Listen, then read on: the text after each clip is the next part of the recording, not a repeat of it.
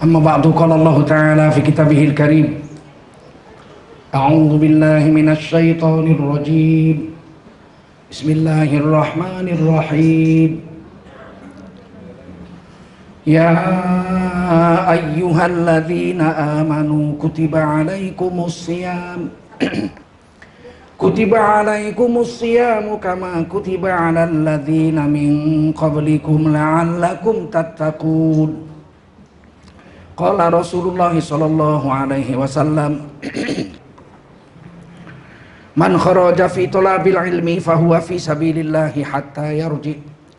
Baginda Rasul bersabda, siapa keluar untuk mendapatkan ilmu, orang itu adalah orang yang berjihad fi sabilillah sampai dia kembali ke rumahnya.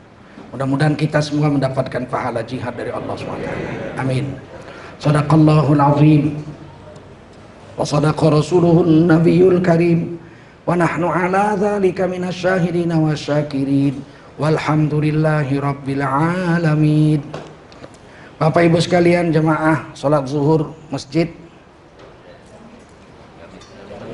Jami Bintaro Jaya, masjid lama berarti ya, yang dimuliakan Allah SWT. Wajiblah kita bersyukur pada Allah SWT. Salawat dan salam kita sampaikan untuk baginda Rasulullah SAW. Bulan ini bulan agung, satu-satunya bulan yang namanya disebut di Quran. Dari 12 bulan yang ada, tidak ada satupun yang namanya disebut, kecuali Al-Quran menyebut hanya satu bulan Ramadan saja. Syahrul Ramadan alladzi unzila fihi al-Quran hudal linnasi wa bayyinatin minal huda wal furqan. Satu-satunya disebut bulan Ramadan, yaitu bulan yang di dalamnya diturunkan Al-Quran yang menjadi petunjuk bagi manusia dan menjelaskan hidayah petunjuk-petunjuk Allah itu, dan menjadi pembeda antara yang hak dengan yang batil. Jadi kalau kita sedang mau mengamalkan sesuatu pekerjaan, mau buat kerjaan, kita mau tahu kerjaan ini halal atau tidak, hak atau batil, ukurannya Quran. Jangan perasaan, kalau perasaan rusak kita. Ukurannya harus Quran. Selalu begitu. Karena Quran itu furqan, pembeda antara yang hak dengan yang batil, yang haram dengan yang halal. Kalau Quran sudah tulis namanya, pasti hebat. Nggak ada yang nggak hebat. Nggak ada yang ditulis Quran itu nggak hebat. Bandit aja kalau udah ditulis Quran berarti bandit hebat itu. Fir'aun misalnya, oh itu hebat itu. Saking hebatnya ngaku Tuhan. Oh, nggak ada bandit ngaku Tuhan kecuali Fir'aun. Walaupun dia pejabat, lahir jadi pangeran, mati jadi raja, kaya seumur hidup, rakyatnya menyembahnya sebagai Tuhan, tapi dia hina. Buktinya dia hina, nggak ada orang mau dipanggil Fir'aun. Hadirin sekalian, berikut ini adalah kata sambutan dari Fir'aun Republik Indonesia. Orang akan merasa marah, menghina kamu ya, menghina. Meskipun dia kaya, raja, diakui Tuhan, dia hina. Semua orang manusia tahu. Semua manusia yang berakal sehat pasti menolak Fir'aun. Meskipun dia dituhankan oleh bangsanya.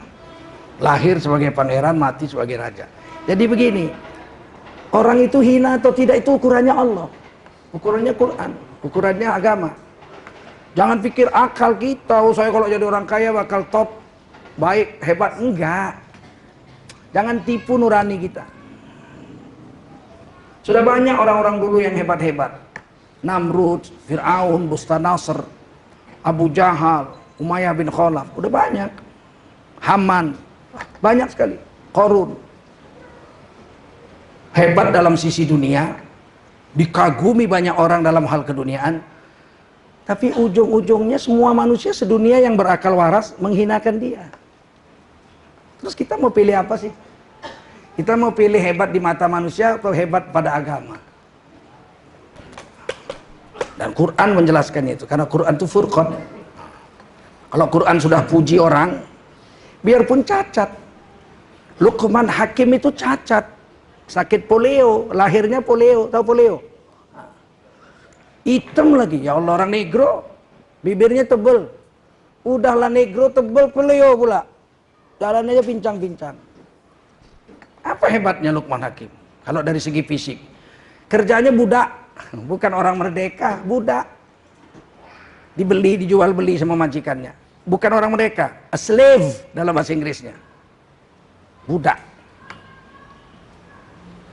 Tapi walaupun dia budak, polio lagi, cacat, hitam, legam, bibirnya tebel, merongos. Tapi dia punya akhlak, dia punya pemikiran, selalu kepada Allah aja. Sampai ditulis namanya di Quran, surah Luqman. Masya Allah. Dan nasihat dia kepada anaknya diwahyukan Allah kepada Nabi Muhammad SAW. Nasihat Luqman kepada anaknya diwahyukan Allah kepada Nabi Muhammad, ditulis di Quran supaya kita bisa baca sampai hari kiamat. Mulia. Saking hebatnya Luqman ini, datang malaikat Jibril menjumpainya.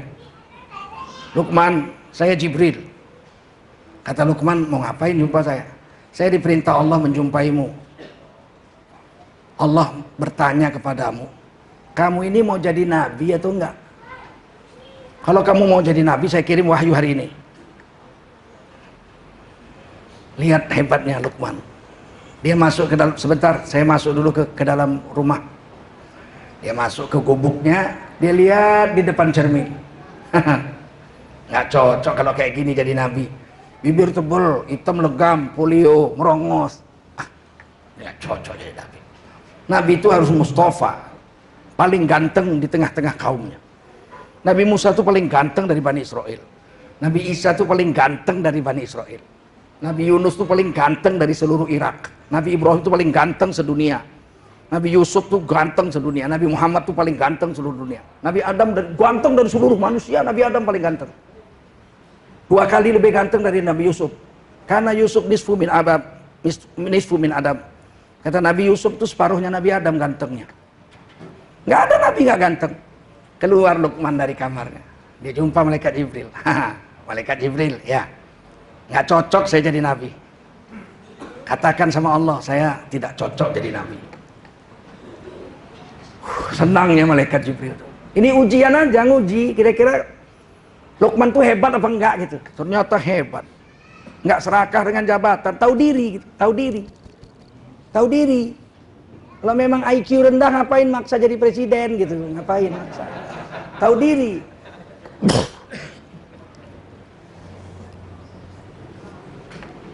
Akhirnya Allah angkat beliau jadi ahli hikmah. Ahli hikmah, nasihat-nasihatnya ditulis di Quran.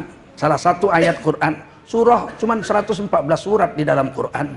Satu diantaranya surah Luqman. Dan nasihatnya kepada anaknya luar biasa. Sejelek-jelek suara adalah suara himar. Jangan kau berteriak-teriak di hadapan banyak orang seperti keledai. Jangan. Dan nasihatnya luar biasa. Anakku, satu hari dia nasihat gini. Anakku, kalau kau hidup di dunia, nak, jangan kau dengar kata orang. Dengarlah apa kata Allah. Ikutlah agama. Jangan dengar kata rakyat. Anaknya jawab, Pak, kita ini kan makhluk sosial, hidup di dunia. Kalau kita nggak dengar apa kata orang, nanti apa kata orang kepada kita? Orang akan mengejek-ngejek kita. Kata Luqman, kita harus ikut Allah, ikut Rasul. Orang mau ngejek nggak apa-apa asal kita ikut Allah Rasul. Tapi kan kita manusia, Pak. Orang nanti gimana menilai kita? Apa kata orang? Kalau kau ikut apa kata orang, nak, rusak kau, kata Luqman. Kau jangan ikut kata orang, ikut kata Allah. Begini aja, nak, besok kita buktikan. Besoknya Luqman membawa anaknya naik keledai. Keledai itu binatang yang lebih besar sedikit dari kambing etawa. Keledai itu kecil segini aja nya keledai itu, paling tinggi segini. Tapi kuat. Saya pernah lihat tuh keledai letakkan beban sebanyak apapun di punggungnya, dia kuat. Saking banyaknya beban diletakkan, kakinya 2 terangkat. Namun nggak rubuh. Oh, itu keledai. Bisa kakinya 2 terangkat gitu. Tapi rubuh nggak? Kata Luqman, ayo kita keliling, jalan kita. Ayo, jalan. Nah, aku naik keledai, kau jalan. Ya, Luqman naik keledai. Anaknya nuntun keledai. Jumpa satu rombongan musafir, kabilah. Apa kata orang-orang? Bapak nggak punya perasaan, nggak punya otak. Kalau bahasa Indonesia gitu, bapak nggak punya otak. Udah tua enak nangkring di atas keledai, anaknya masih kecil suruh jalan. Kejam kali ini, nggak punya otak. Mestinya dia yang jalan, anaknya yang naik keledai. Lewat, bagaimana kata orang? Iya, bapak katanya nggak punya otak. Harusnya yang naik keledai saya. Udah, sekarang kau di atas, biar aku yang nuntun. Gantian, anaknya di atas, bapaknya yang nuntun. Lewat. Satu rombongan orang lagi. Ini anak durhaka, kata orang. Bapaknya udah tua suruh jalan, dia enak-enak nangkring di atas keledai. Anak durhaka. Kata Luqman, gimana nak? Kalau bapak di atas, bapak manusia tidak punya otak. Kalau saya di atas, saya anak durhaka. Kalau begitu kita naik dua-dua. Naik dua-dua. Anak sama bapak naik keledai. Lewat satu rombongan orang. Manusia kejam, gak punya perasaan. Keledai kecil dinaiki 2 orang.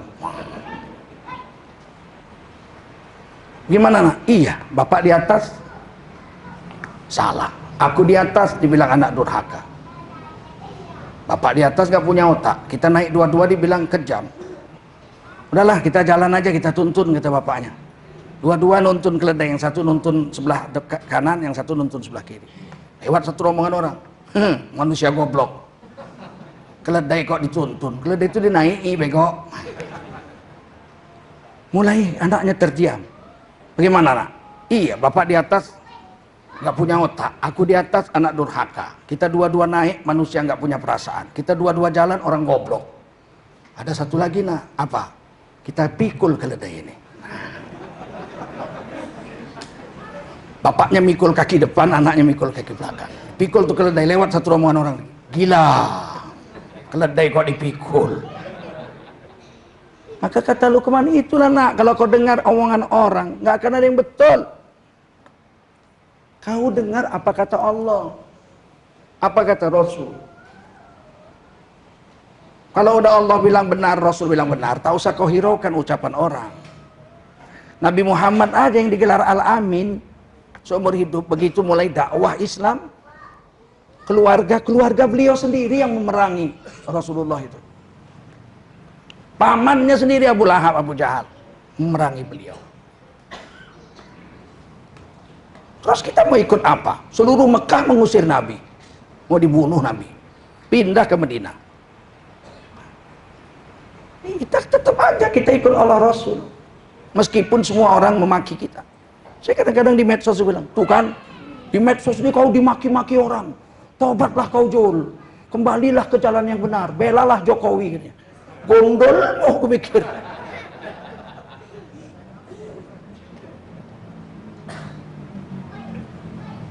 Kita itu tetap kepada Allah dan Rasul, tidak peduli walaupun seluruh dunia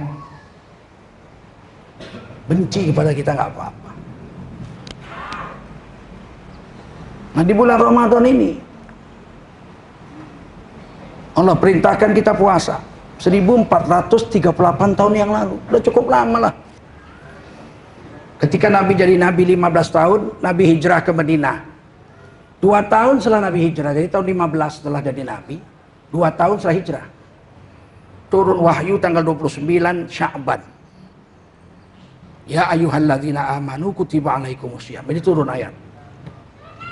Selesai sholat asar, Nabi kumpulkan para sahabat untuk melihat hilal, melihat bulan. Begitu matahari tenggelam, hilal kelihatan. Maka Nabi bersabda, sumu li ru'yatihi, puasalah kamu kalau kamu lihat hilal. Wa aftiru li ru'yatihi, lebaranlah kamu kalau kamu sudah lihat hilal. Fa in ghumma alaikum, kalau bulan nggak kelihatan pada tanggal 29, Kamu nggak lihat bulan, bulan ketutupan awan atau belum terbit dari ufuknya, jangan buru-buru puasa kata Nabi. Fasting amali Sya'ban bi salasina yauman. Kau genapkan bulan Sya'banmu 30 hari, baru kau puasa. Ada 16 hadis yang dituliskan Imam Nawawi dalam kitab Majmu' Syarhul Muhadzab. Nada-nadanya sama semua. Puasa karena lihat bulan. Lebaran kalau lihat bulan. Kalau nggak lihat bulan, genapkan sehari. Jadi kalau tanggal 29 Ramadan kita lihat bulan nggak kelihatan, apa boleh buat walaupun ibu-ibu sudah masak opor? Ya lebarannya lusa, besok masih tanggal 30 Ramadan. Jangan waduh berhubung sudah bikin lontong, maka besok nggak boleh batal gitu. Ukurannya itu lihat bulan. Paham? Paham?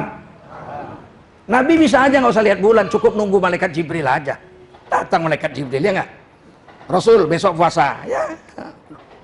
Datang lagi malaikat Jibril, besok lebaran. Aman toh, selama masih Nabi hidup kan ada Jibril. Tapi Nabi 8 kali puasa sejak tahun kedua ya. 2, 3, 4, 5, 6, 7, 8, 9, 8 tahun. 10 Nabi nggak sempat puasa. Sebab bulan Rabiul Awal Nabi sudah wafat.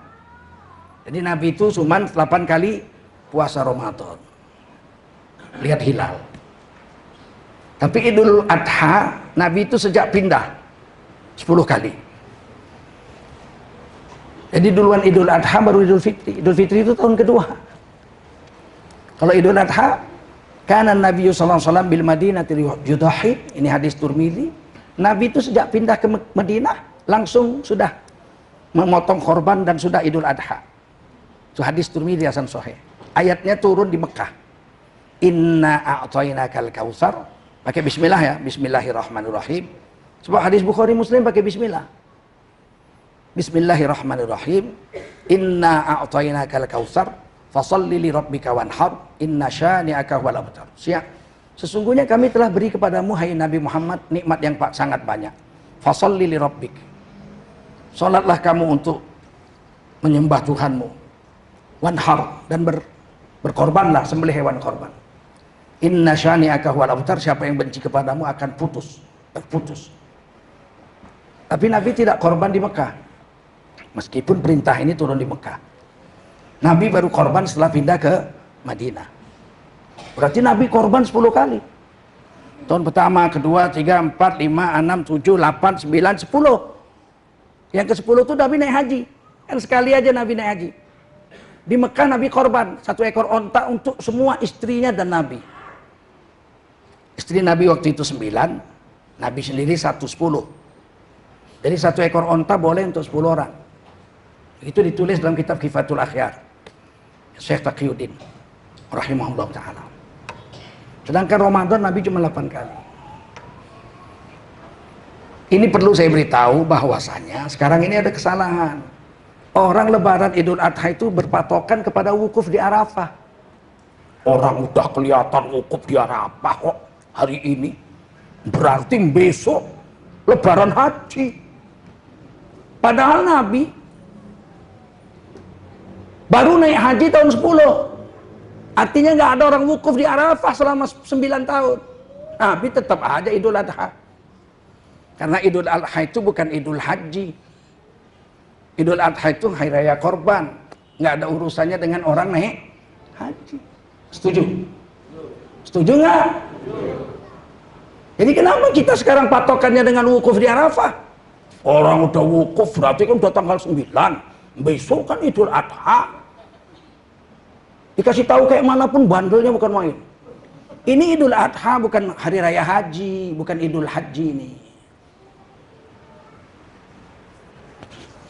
Mereka kan sudah wukuf. Ya mereka sudah wukuf karena di sana sudah tanggal 9. Sedangkan di Indonesia belum tentu, mungkin masih tanggal 8. Kecuali kita udah tanggal 9, besoknya kita Idul Adha. Karena Idul Adha itu adalah 10 Zulhijjah. Bukan hari wukuf, besoknya nggak ada. Kalau terjadi perang Arab Israel, nggak ada orang naik haji. Siapa yang berani? Rudal di mana-mana. Kan Idul Adha tetap jalan.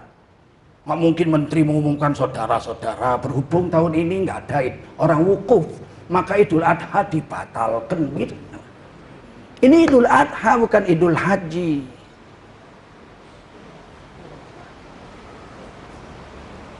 Sedangkan haji itu pun lihat bulan. Lihat ayat Qur'annya. Yas'alunaka 'anil ahillah. Mereka bertanya tentang bulan sabit. Maafkan saya kalau puasa saya beginilah.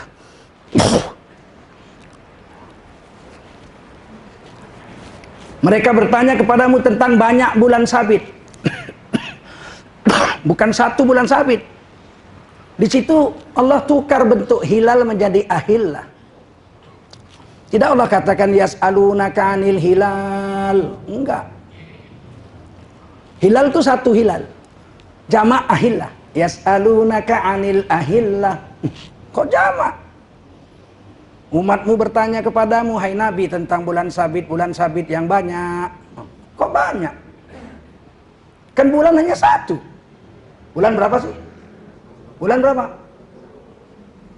Bulan berapa? Satu. Susah bahasa Indonesia ini. Karena bulan yang di langit itu hilal. Bahasa Arabnya banyak, hilal, qamar, kalau purnama badar. Sedangkan Muharram, Safar, Rabiul Awal itu disebut syahrun. Nah, kalau Indonesia kan bulan semua. Januari, Februari bulan. Yang di langit bulan, yang kecil bulan, yang bulat bulan, yang purnama bulan. Istri kita tiap bulan datang bulan. Repot. Sekarang saya tanya, bulan yang di langit ada berapa? Kenapa Allah bikin jamak? Ahillah. Kata Imam Qurtubi, kenapa Allah buat bulan sabit itu banyak? Walaupun sebenarnya bulan itu hanya satu.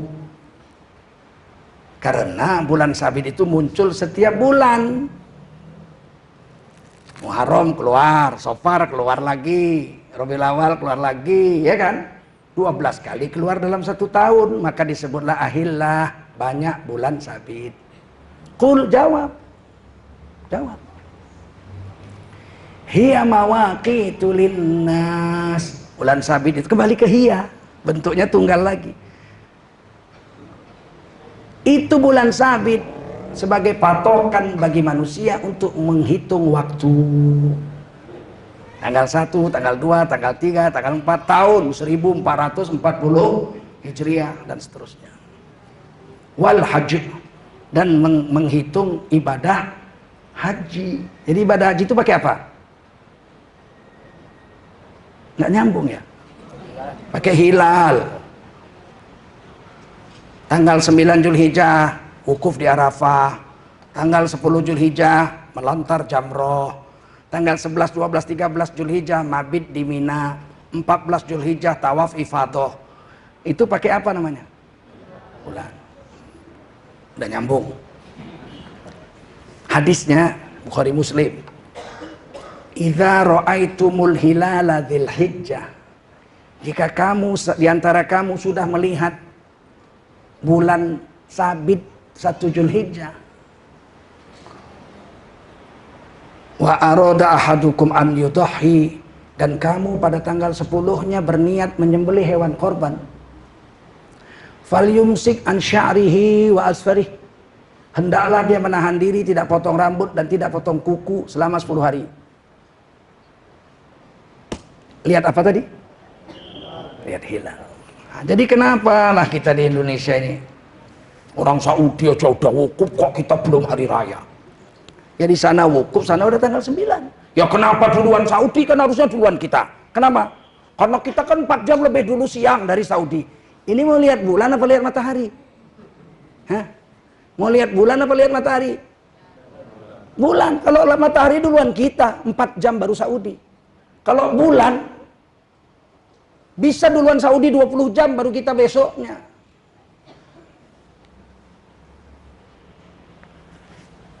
Mau saya jelaskan nggak? Perlu nggak saya jelaskan ini? Kalau nggak saya cerita Ramadan ini. Perlu. Bulan itu jalannya 1 hari 12 derajat naiknya. Dari mana itu? Dari bulatnya bumi. Bumi bulat apa segi 4? Bulat. Kalau bulat tuh pasti 360 derajat. Setuju? Jangan ditanya lagi dari mana jalannya. Udah pasti kalau bulat 360 derajat. Kalau separuh 180. Kalau seperempat 90. derajat. Bumi itu 360 derajat karena bulat, dikelilingi oleh bulan. Satu kali puter namanya satu kali puter namanya 1 bulan. 30 hari. Kalau enggak 29, 30. Udah ya supaya gampang lah. Ini kan hitung-hitungan kasar. Berarti kalau 30 hari bumi diputeri oleh bulan sekali puter, berarti perjalanan bulan sehari 360 bagi 30 sama dengan 12. Udah paham? Sehari semalam bulan naiknya 12 derajat. Satu hari satu malam berapa jam? 24. Berarti 12 derajat dibagi 24 sama dengan setengah derajat. Setengah derajat itu 1 jam. Jadi setiap 1 jam bulan naiknya setengah derajat. 1 jam naiknya setengah derajat. 1 jam naiknya setengah derajat. Sebulan 30 hari kali 24 jam, 1 kali puter 360 derajat. Sampai sini udah nyambung. Udah gampang kalau gitu saya jelaskannya.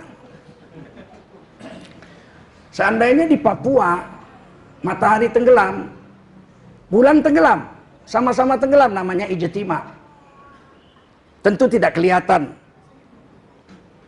Karena masih 0 derajat waktu matahari tenggelam, bulan 0 derajat dengan ufuk sederajat. Nggak bisa dilihat dong. Ketutupan bumi. 1 jam kemudian ketika matahari tenggelam di Sulawesi, bulan sudah setengah derajat. Setuju? Kan 1 jam naiknya setengah. Belum bisa dilihat, masih rendah. 1 jam kemudian ketika matahari tenggelam di Jakarta, orang lihat bulan di Jakarta nggak kelihatan karena baru 1 derajat. 1 jam kemudian ketika matahari tenggelam di Aceh, bulan 1 derajat setengah, nggak kelihatan juga. Siapa yang bisa lihat? Teleskop paling sakti sedunia, teleskop Hubble namanya. Jerman yang buat, harganya 6 triliun. Hanya mampu melihat bulan ketinggian 2 derajat. Harganya 6, jangan harap Pak Jokowi mau beli lah. Nggak usah harap lah, 6 triliun. Kalau saya presiden, saya beli. 1 jam kemudian ketika matahari tenggelam di Bangladesh, bulan 2 derajat. Kemungkinan orang Bangladesh bisa lihat bulan 2 derajat sudah bisa dilihat. Maka Bangladesh besoknya puasa. Kita puasa belum? Belum, orang kita belum lihat bulan. Masih tanggal 29. Bangladesh sudah lihat bulan, dia puasa nggak besok? Duluan Bangladesh sehari dari kita kan? 1 jam kemudian ketika matahari tenggelam di Pakistan, bulan sudah 2,5 derajat. Kira-kira orang Pakistan lihat nggak? Lihat bulan. Mereka puasa nggak? Kita belum.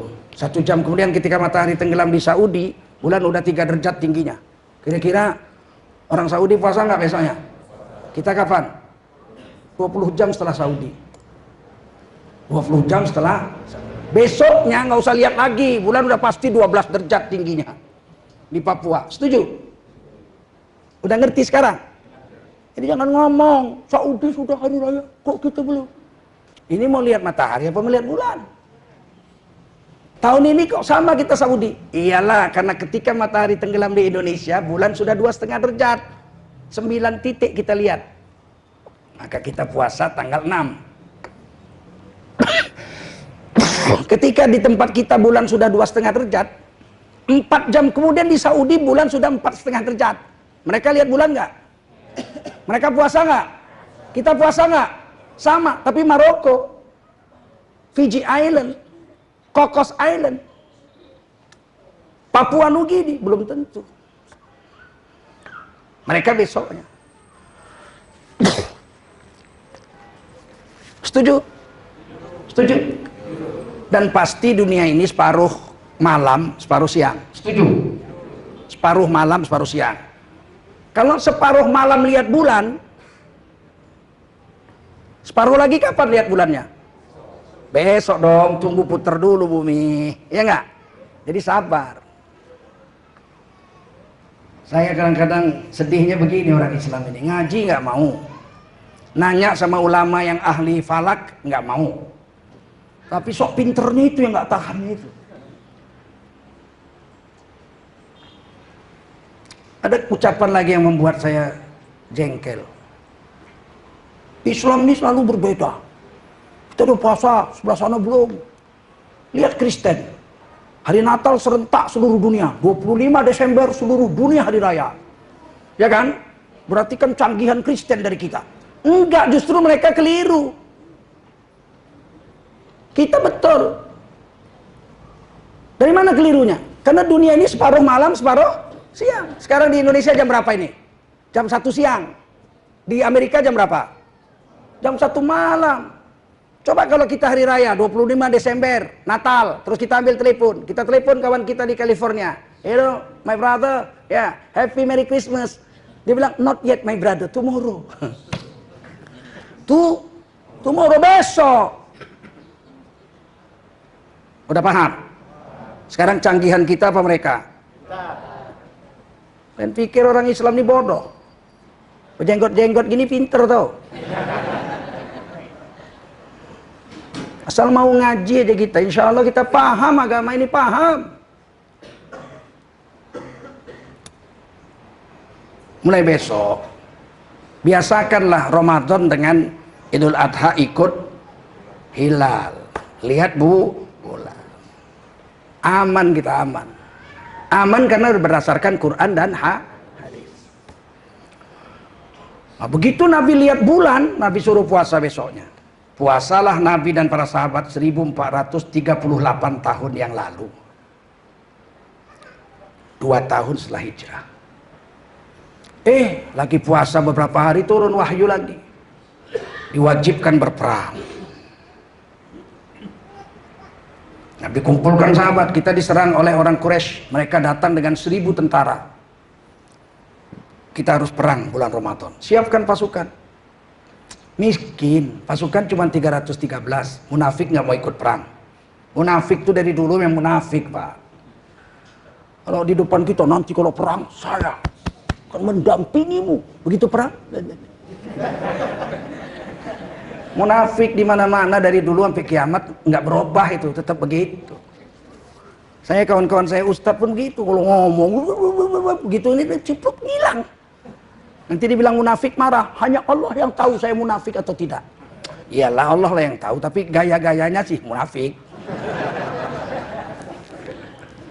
Yang pasti tahu ya Allah. Mati dia kita sembayangkan juga, cuman jengkel.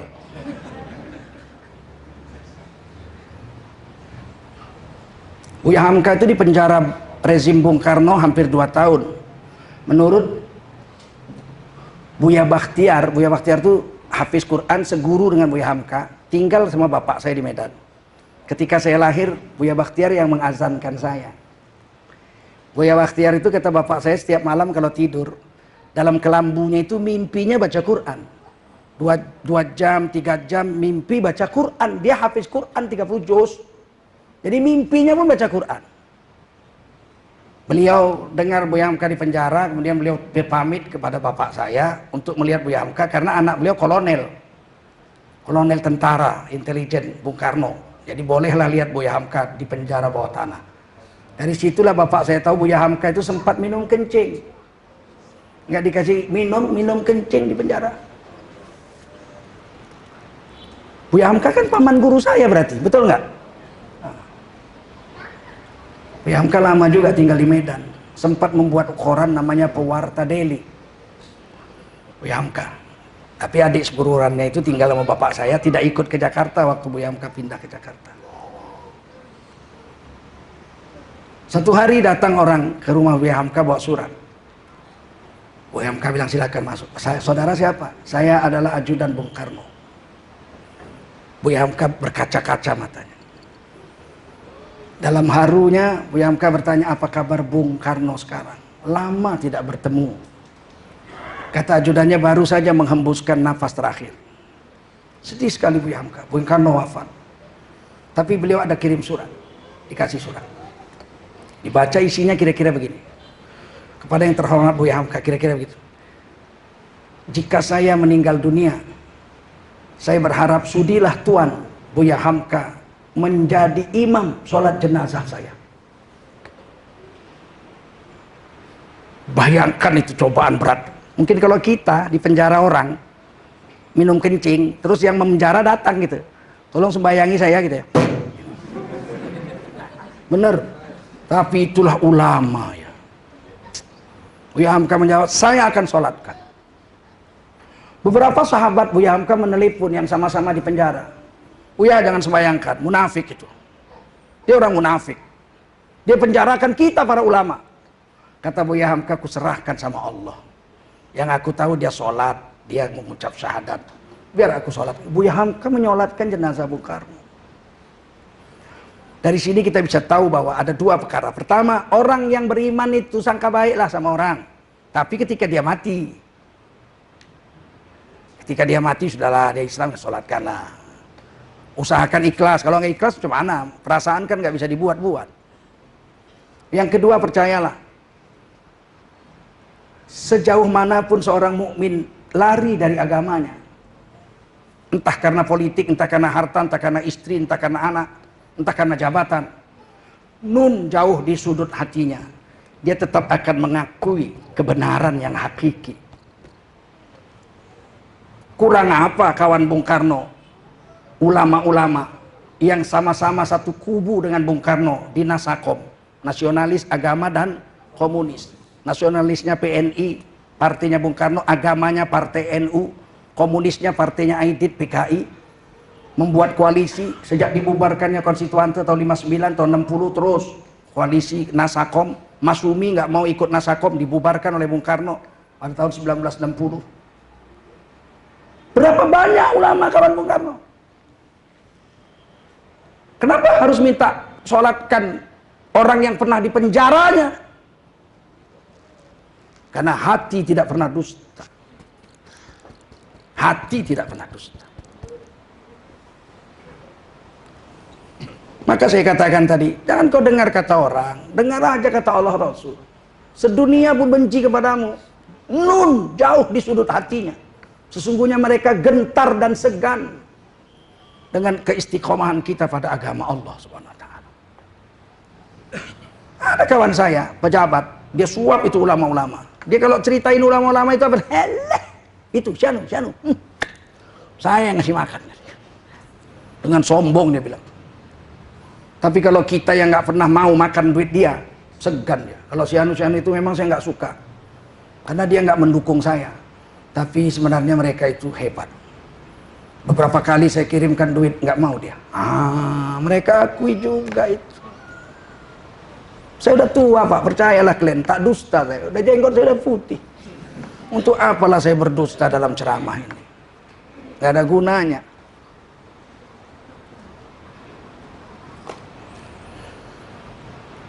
Perang pun terjadi. Kata Nabi, siapa yang perang ini boleh pilih. Karena ini perang wajib, puasa wajib, boleh tinggal satu. Perang kita lakukan, puasa boleh kita tinggalkan. Nanti setelah hari lain kita ganti puasa kita. Terjadilah perang, 313 lawan 1000. Dan kita menang. Selesai perang, kata Nabi, siapa yang tidak puasa silakan makan. Nggak ada yang makan. Kata Nabi, kenapa kalian nggak makan? Kami puasa ya Rasul. Kan boleh nggak puasa? Boleh, tapi kami milih puasa. Kami lebih senang ya Rasul mati dalam keadaan puasa daripada kami mati tidak puasa. Meskipun dibolehkan tidak puasa. Dari sini Allah dan Rasul mau beritahu sama kita bahwa orang puasa itu kuat. Akal kita bilang kalau puasa aku lemes. Allah bilang puasa itu kuat. 120 km jalan di padang pasir. Kuda hanya 2, untanya 70, yang naik 313. Ganti-gantian. Sampai di sana padang pasir terik. Pasir itu kalau disiram matahari, makin sore makin panas. Panas matahari di bulan Ramadan 57 derajat Celcius. Saya waktu tinggal di Mekah, pagi-pagi jam 9 saya ambil air, masukkan ke aluminium ceret. Aluminium saya punya namanya Lota. Itu saya beli di India. Saya kan jalan darat naik haji. Saya masukkan telur, masukkan air, jemur. Saya pergi sekolah. Habis asar saya pulang, telur masak. Ambil daging, potong iris-iris tipis-tipis, naik ke atas gedung hotel saya, naik paling atas. Saya jemur itu daging. Saya pergi masjid. Habis isya saya pulang, udah jadi dendeng. Nggak perlu lama-lama menjemur, buat dendeng cuma 1 hari jemur saja, selesai. Tapi sahabat perang semua, menang lagi. tetap puasa. 1438 tahun yang lalu Allah dan Rasulnya mengatakan puasa itu kuat. Rasul katanya sumu tasihhu, puasalah kamu sehat, bugar. Sekarang sudah 1440 tahun. Terbukti sekarang seluruh manusia mau kafir, mau beriman, mau munafik, semuanya mengakui bahwa kondisi manusia yang paling prima adalah ketika orang itu sedang berpuasa. Dokter mau kafir, mau Islam, kalau dia mau mengadakan operasi,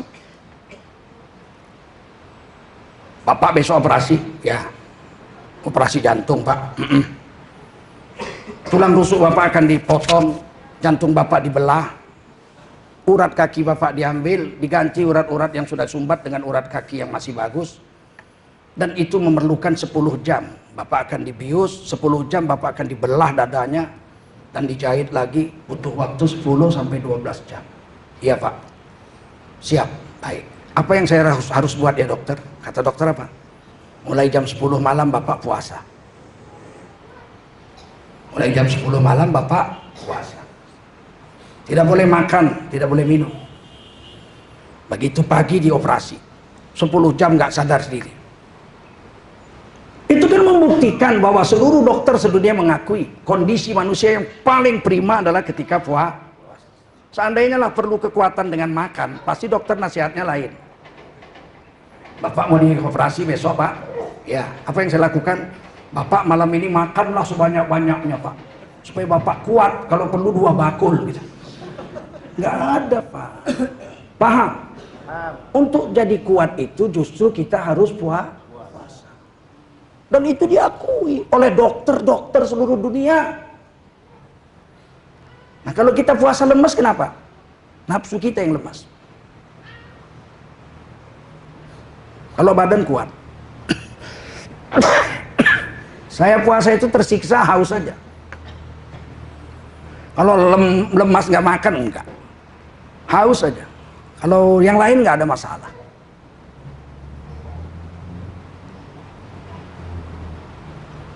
Oleh karena itu jangan pernah beranggapan puasa membuat badan kita jadi loyo. Enggak. Dan banyak perang terjadi ketika bulan puasa. Dan sukses. Kemerdekaan Indonesia juga 17 Agustus 45, hari Jumat di bulan puasa. Yang ketiga, puasa ini, dengan puasa ini Allah mau menggugurkan seluruh dosa kita. Man shoma Ramadan imanan wahtisaban ghufira lahu ma taqaddama min dzambih. Barang siapa puasa berdasarkan iman wahtisaban dan dijaganya puasanya dari hal-hal yang merusakkan puasa, matanya dari melihat aurat bukan mahram, kupingnya dari mendengar yang haram, mulutnya dari memfitnah dan adu domba, akalnya daripada kebejatan fikir, dia jaga. Ghufira lahu ma taqaddama min dzambih. 1 bulan dia puasa, seluruh dosanya dari ujung rambut sampai ujung kuku semuanya diampuni Allah seumur hidup yang lalu. Bukan tahun lalu, seumur hidup yang lalu. Kayaumin waladathu ummuhu. Sehingga ketika dia hari lebaran seperti bayi baru lahir dari rahim ibunya. Nggak ada Pak anugerah sebesar ini. Gratis lagi. Oh naik haji juga sama. Iya naik haji itu seluruh dosa dari ujung rambut sampai ujung kuku diampuni seumur hidup. Tapi bayar. Hanya orang kaya yang bisa naik haji Pak. Betul. Kalau sholat diampuni hanya antara 2 sholat. Itu hadis Bukhari. Inna sholata illa sholati kafaroh lima bainahuma. Sholat yang satu sholat subuh menuju sholat zuhur, maka Allah membersihkan seluruh dosa antara 2 sholat itu.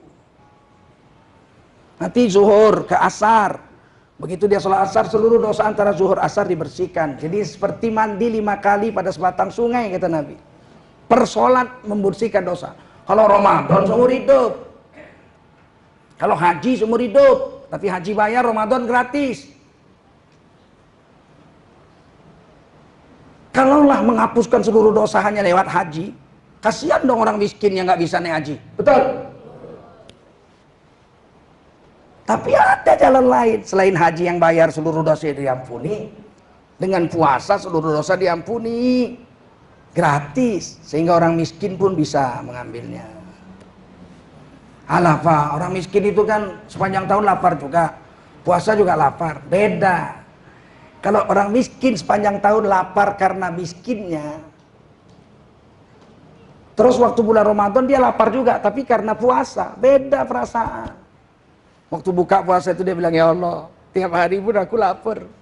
Tapi hari ini aku lapar karena Engkau ya Allah. Karena Engkau suruh aku puasa ya Allah.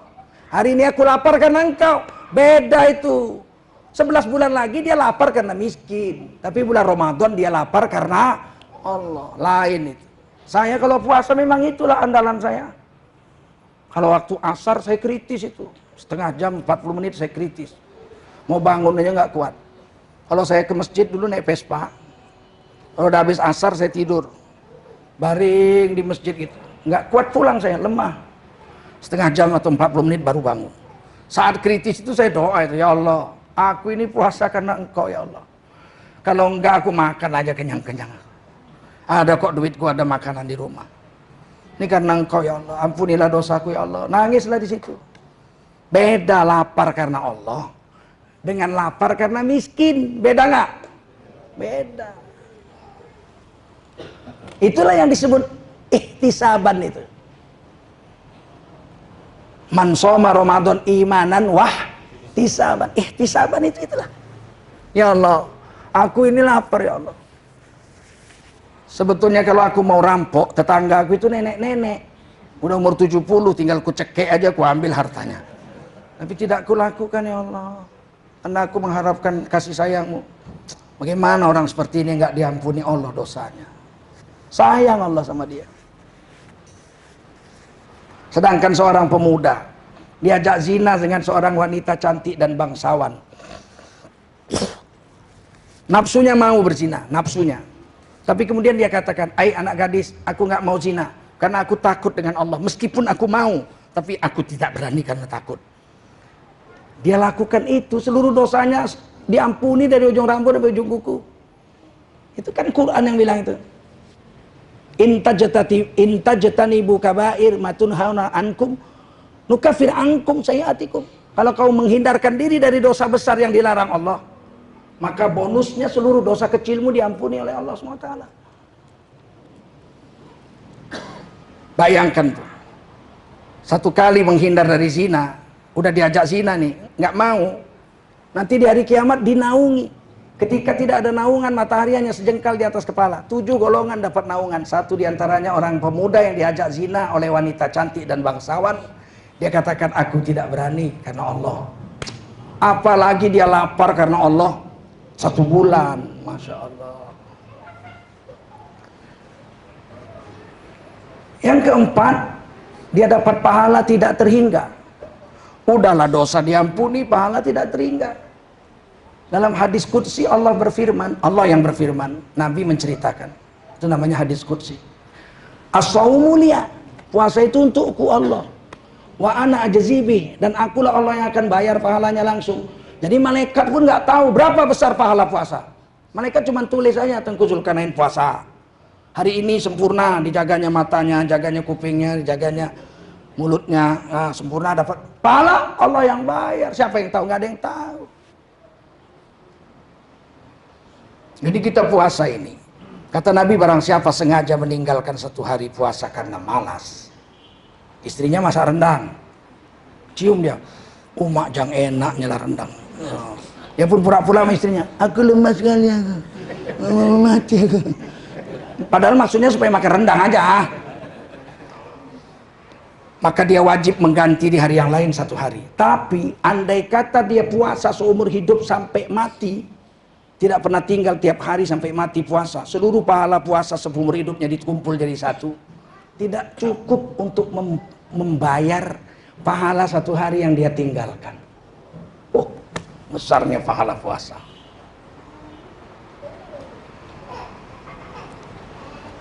Terakhir, Puasa ini untuk menjadikan kita bertakwa. La'allakum tattaqun. Dari latihan puasa ini akan timbul sifat takwa. Buah puasa lain, takwa buah sholat lain, takwa buah sedekah lain, takwa buah zikir dan Quran lain, takwa buah daripada perjuangan jihad lain.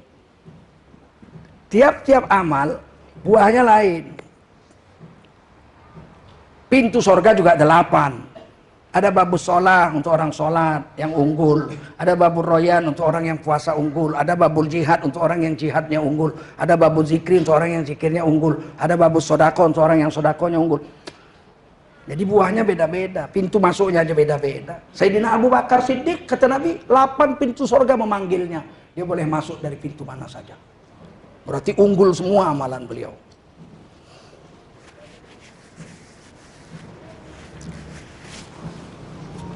Ketika puasa, kita diharamkan makan, minum, dan istri.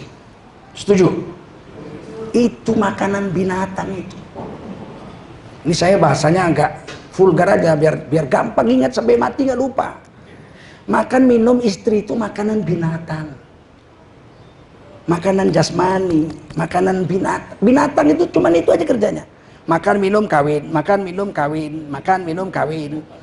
Betul? Itu yang 3 itu makanan binatang itu.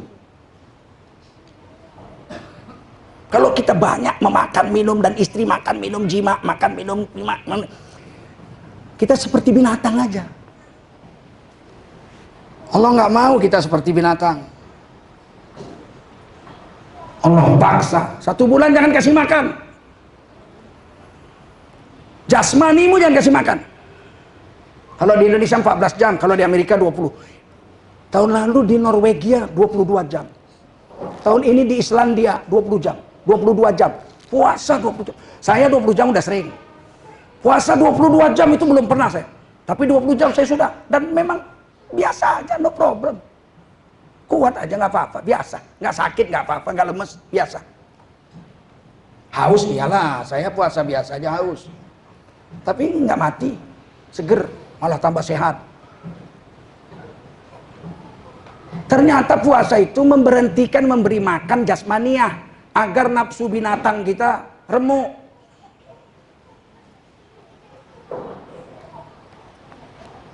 Sehingga akhir bulan Ramadan, bulan Syawal, kita dalam posisi iman maksimal, nafsu minimal.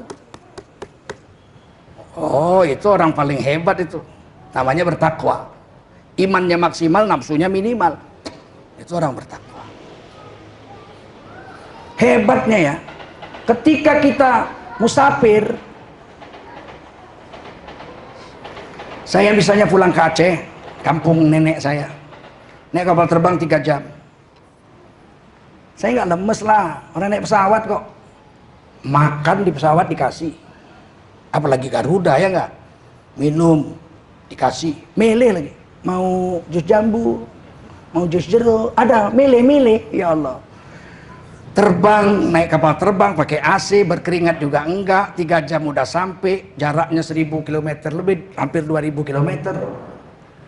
Sampai di sana ya, 2400 kilo ya, karena satu terbang itu rata-rata 800 sampai 900 kilo, 3 jam Medan Aceh Jakarta, 2400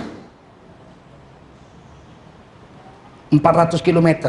Makan, minum, pakai AC, mendarat di sana, wah makan kari kambing, makan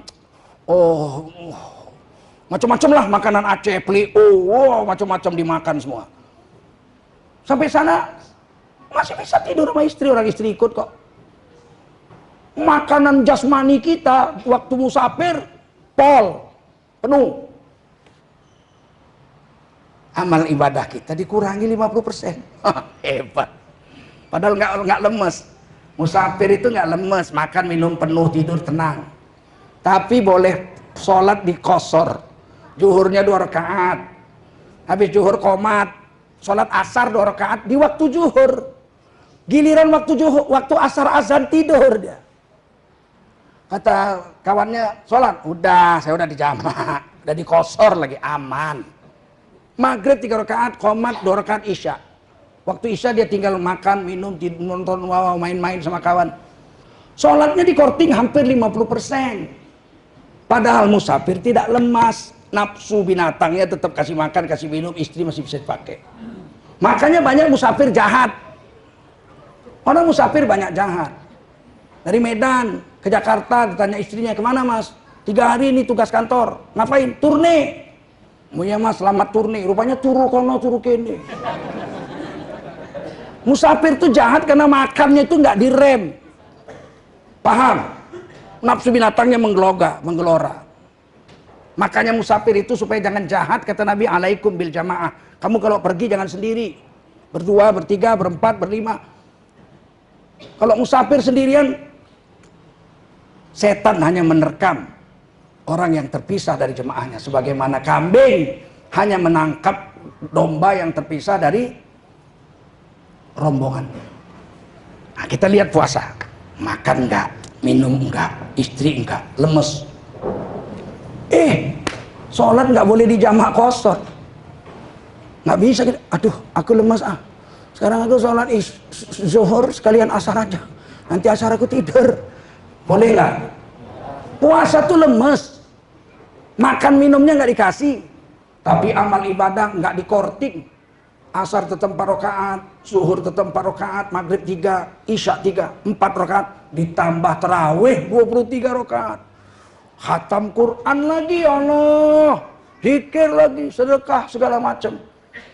Ketika makanan jasmani dikekang, nafsu bejat kita turun, tapi amal ibadah malah ditambah, ada tarawih, ada zikir, ada baca Quran, ada sedekah, ada bayar zakat. Ya Allah, bagaimana hebatnya manusia seperti ini dalam 1 bulan. Imannya mentok, nafsunya kandas. Dia disebut Allah orang yang bertakwa. Mudah-mudahan lah bulan Ramadan ini menyebabkan kita jadi orang bertakwa. Oleh karena itu buka jangan rakus-rakus. Buka biasa aja lah, korma 3. Belum kenyang 5. Belum kenyang 7. Kata Nabi makan itu dengan korma. Paling banyak 21. Makan korma itu sedikit-sedikitnya 1, paling banyak 21. Ditulis oleh Imam Ghazali dalam kitab Ihya Ulumuddin.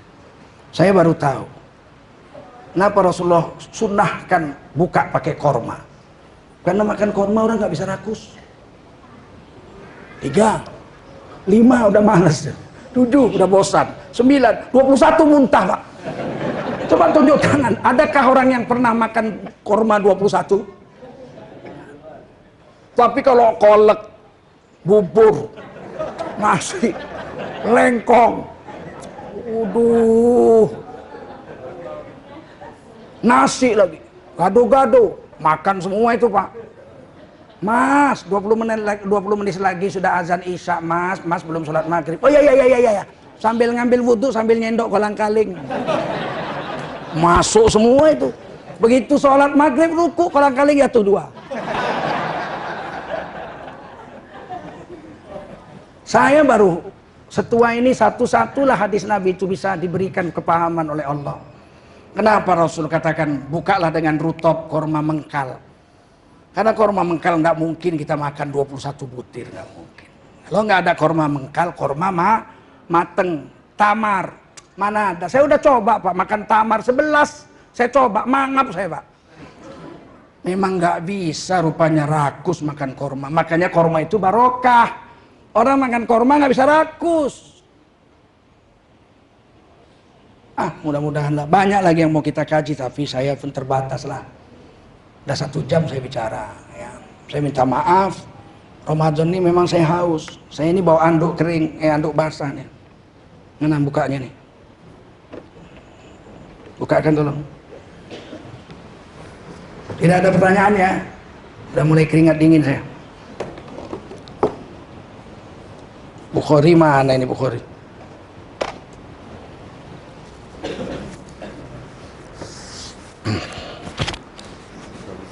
Sama doa Jimmy umum.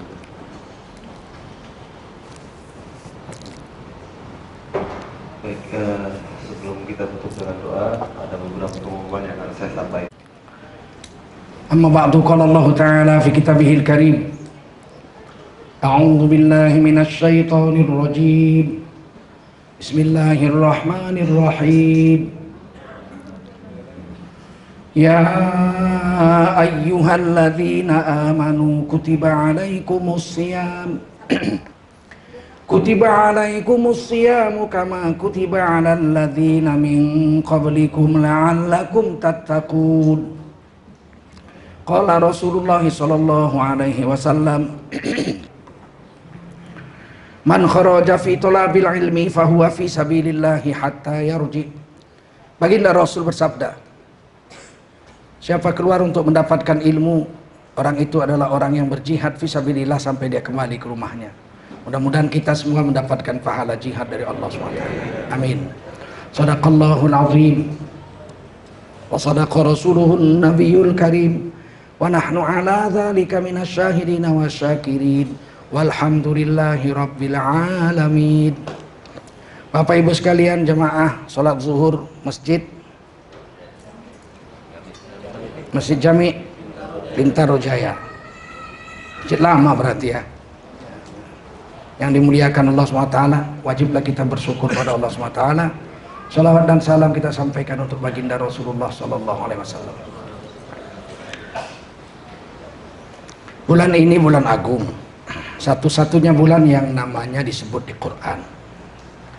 Dari 12 bulan yang ada, tidak ada satupun yang namanya disebut, kecuali Al-Quran menyebut hanya satu bulan Ramadan saja. Syahrul Ramadan, Syahrul Ramadan alladzi unzila fihi al-Quran hudal linnasi wa bayyinatin minal huda wal furqan. Satu-satunya disebut bulan Ramadan, yaitu bulan yang di dalamnya diturunkan Al-Quran yang menjadi petunjuk bagi manusia dan menjelaskan hidayah petunjuk-petunjuk Allah itu, dan menjadi pembeda antara yang hak dengan yang batil. Jadi kalau kita sedang mau mengamalkan sesuatu pekerjaan, mau buat kerjaan, kita mau tahu kerjaan ini halal atau tidak, hak atau batil, ukurannya Quran. Jangan perasaan, kalau perasaan rusak kita. Ukurannya harus Quran. Selalu begitu. Karena Quran itu furqan, pembeda antara yang hak dengan yang batil, yang haram dengan yang halal. Kalau Quran sudah tulis namanya, pasti hebat. Nggak ada yang nggak hebat. Nggak ada yang ditulis Quran itu nggak hebat. Bandit aja kalau udah ditulis Quran berarti bandit hebat itu.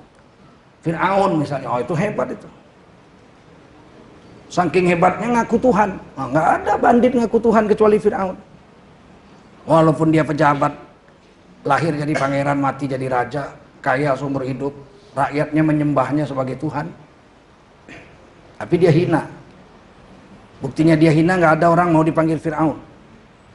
Hadirin sekalian, berikut ini adalah kata sambutan dari Fir'aun Republik Indonesia.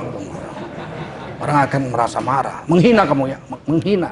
Meskipun dia kaya, raja, diakui Tuhan, dia hina. Semua orang manusia tahu. Semua manusia yang berakal sehat pasti menolak Fir'aun. Meskipun dia dituhankan oleh bangsanya. Lahir sebagai pangeran, mati sebagai raja. Jadi begini, orang itu hina atau tidak itu ukurannya Allah. Ukurannya Quran, ukurannya agama. Jangan pikir akal kita, oh saya kalau jadi orang kaya bakal top, baik, hebat. Enggak. Jangan tipu nurani kita. Sudah banyak orang-orang dulu yang hebat-hebat. Namrud, Fir'aun, Bustanasr, Abu Jahal, Umayyah bin Khalaf. Udah banyak. Haman. Banyak sekali. Qarun. Hebat dalam sisi dunia. Dikagumi banyak orang dalam hal keduniaan. Tapi ujung-ujungnya semua manusia sedunia yang berakal waras menghinakan dia. Terus kita mau pilih apa sih? Kita mau pilih hebat di mata manusia atau hebat pada agama? Dan Quran menjelaskan itu. Karena Quran itu furqan. Kalau Quran sudah puji orang, biarpun cacat. Luqman Hakim itu cacat. sakit polio, lahirnya polio, tahu polio? Hitam lagi, ya Allah, orang negro, bibirnya tebel. Udahlah negro tebel, polio pula. Jalannya aja pincang-pincang. Apa hebatnya Luqman Hakim? Kalau dari segi fisik. Kerjanya budak, bukan orang merdeka, budak. Dibeli, dijual beli sama majikannya. Bukan orang merdeka, a slave dalam bahasa Inggrisnya. Budak. Tapi walaupun dia budak, polio lagi, cacat, hitam, legam, bibirnya tebel, merongos. Tapi dia punya akhlak, dia punya pemikiran. Selalu kepada Allah aja. Sampai ditulis namanya di Quran, surah Luqman. Masya Allah. Dan nasihat dia kepada anaknya. Diwahyukan Allah kepada Nabi Muhammad SAW. Nasihat Luqman kepada anaknya. Diwahyukan Allah kepada Nabi Muhammad. Ditulis di Quran supaya kita bisa baca sampai hari kiamat. Mulia. Saking hebatnya Luqman ini, datang malaikat Jibril menjumpainya. Luqman, saya Jibril. Kata Luqman, mau ngapain jumpa saya? Saya diperintah Allah menjumpaimu. Allah bertanya kepadamu, kamu ini mau jadi nabi atau enggak? Kalau kamu mau jadi nabi, saya kirim wahyu hari ini. Lihat hebatnya Luqman. Dia masuk ke dalam, sebentar, saya masuk dulu ke dalam rumah. Dia masuk ke gubuknya, dia lihat di depan cermin. Nggak cocok kalau kayak gini jadi nabi. Bibir tebal, hitam legam, polio, merongos. Nggak cocok jadi nabi. Nabi itu harus Mustafa, paling ganteng di tengah-tengah kaumnya. Nabi Musa itu paling ganteng dari Bani Israel. Nabi Isa itu paling ganteng dari Bani Israel. Nabi Yunus itu paling ganteng dari seluruh Irak. Nabi Ibrahim itu paling ganteng sedunia. Nabi Yusuf itu ganteng sedunia. Nabi Muhammad itu paling ganteng seluruh dunia. Nabi Adam ganteng dari seluruh manusia. Nabi Adam paling ganteng. 2 kali lebih ganteng dari Nabi Yusuf. Karena Yusuf nisfu min Adam. Kata Nabi Yusuf itu separuhnya Nabi Adam gantengnya. Nggak ada Nabi nggak ganteng. Keluar Luqman dari kamarnya. Dia jumpa malaikat Jibril. Malaikat Jibril, ya. Nggak cocok saya jadi Nabi. Katakan sama Allah, saya tidak cocok jadi Nabi. Senangnya malaikat Jibril. Ini ujian aja, nguji. Kira-kira Luqman tuh hebat apa enggak gitu. Ternyata hebat. Enggak serakah dengan jabatan, tahu diri gitu. Tahu diri. Kalau memang IQ rendah, ngapain maksa jadi presiden gitu. Ngapain maksa. Tahu diri.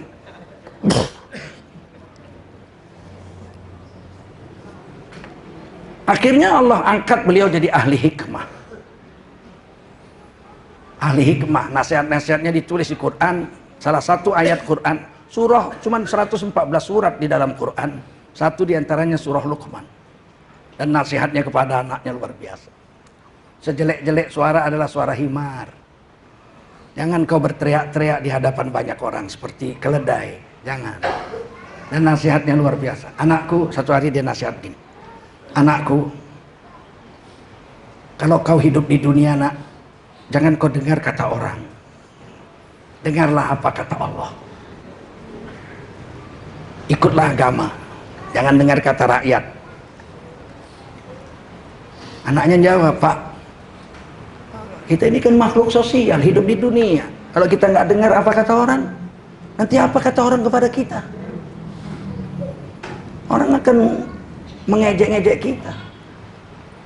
Kata Luqman, kita harus ikut Allah, ikut Rasul. Orang mau ngejek nggak apa-apa asal kita ikut Allah Rasul. Tapi kan kita manusia Pak, orang nanti gimana menilai kita? Apa kata orang? Kalau kau ikut apa kata orang nak rusak kau, kata Luqman. Kau jangan ikut kata orang, ikut kata Allah. Begini aja nak, besok kita buktikan. Besoknya Luqman membawa anaknya naik keledai. Keledai itu binatang yang lebih besar sedikit dari kambing etawa. Keledai itu kecil segini aja nya keledai itu. Paling tinggi segini. Tapi kuat. Saya pernah lihat tuh keledai diletakkan beban sebanyak apapun di punggungnya dia kuat. Saking banyaknya beban diletakkan, kakinya 2 terangkat. namun nggak rubuh. Oh, itu keledai. Bisa kakinya dua terangkat gitu, tapi rubuh nggak. Kata Luqman, ayo kita keliling jalan kita. Ayo jalan. Nah, aku naik keledai, kau jalan. Ya. Luqman naik keledai. Anaknya nuntun keledai. Jumpa satu rombongan musafir, kabilah. Apa kata orang-orang? Bapak nggak punya perasaan, nggak punya otak. Kalau bahasa Indonesia gitu, bapak nggak punya otak. Udah tua enak nangkring di atas keledai, anaknya masih kecil suruh jalan. Kejam kali ini, nggak punya otak. Mestinya dia yang jalan, anaknya yang naik keledai. Lewat, bagaimana kata orang? Iya, bapak katanya nggak punya otak. Harusnya yang naik keledai saya. Udah, kau sekarang kau di atas, biar aku yang nuntun. Gantian, anaknya di atas, bapaknya yang nuntun. Lewat. Satu rombongan orang lagi. Ini anak durhaka, kata orang. Bapaknya udah tua suruh jalan, dia enak-enak nangkring di atas keledai. Anak durhaka.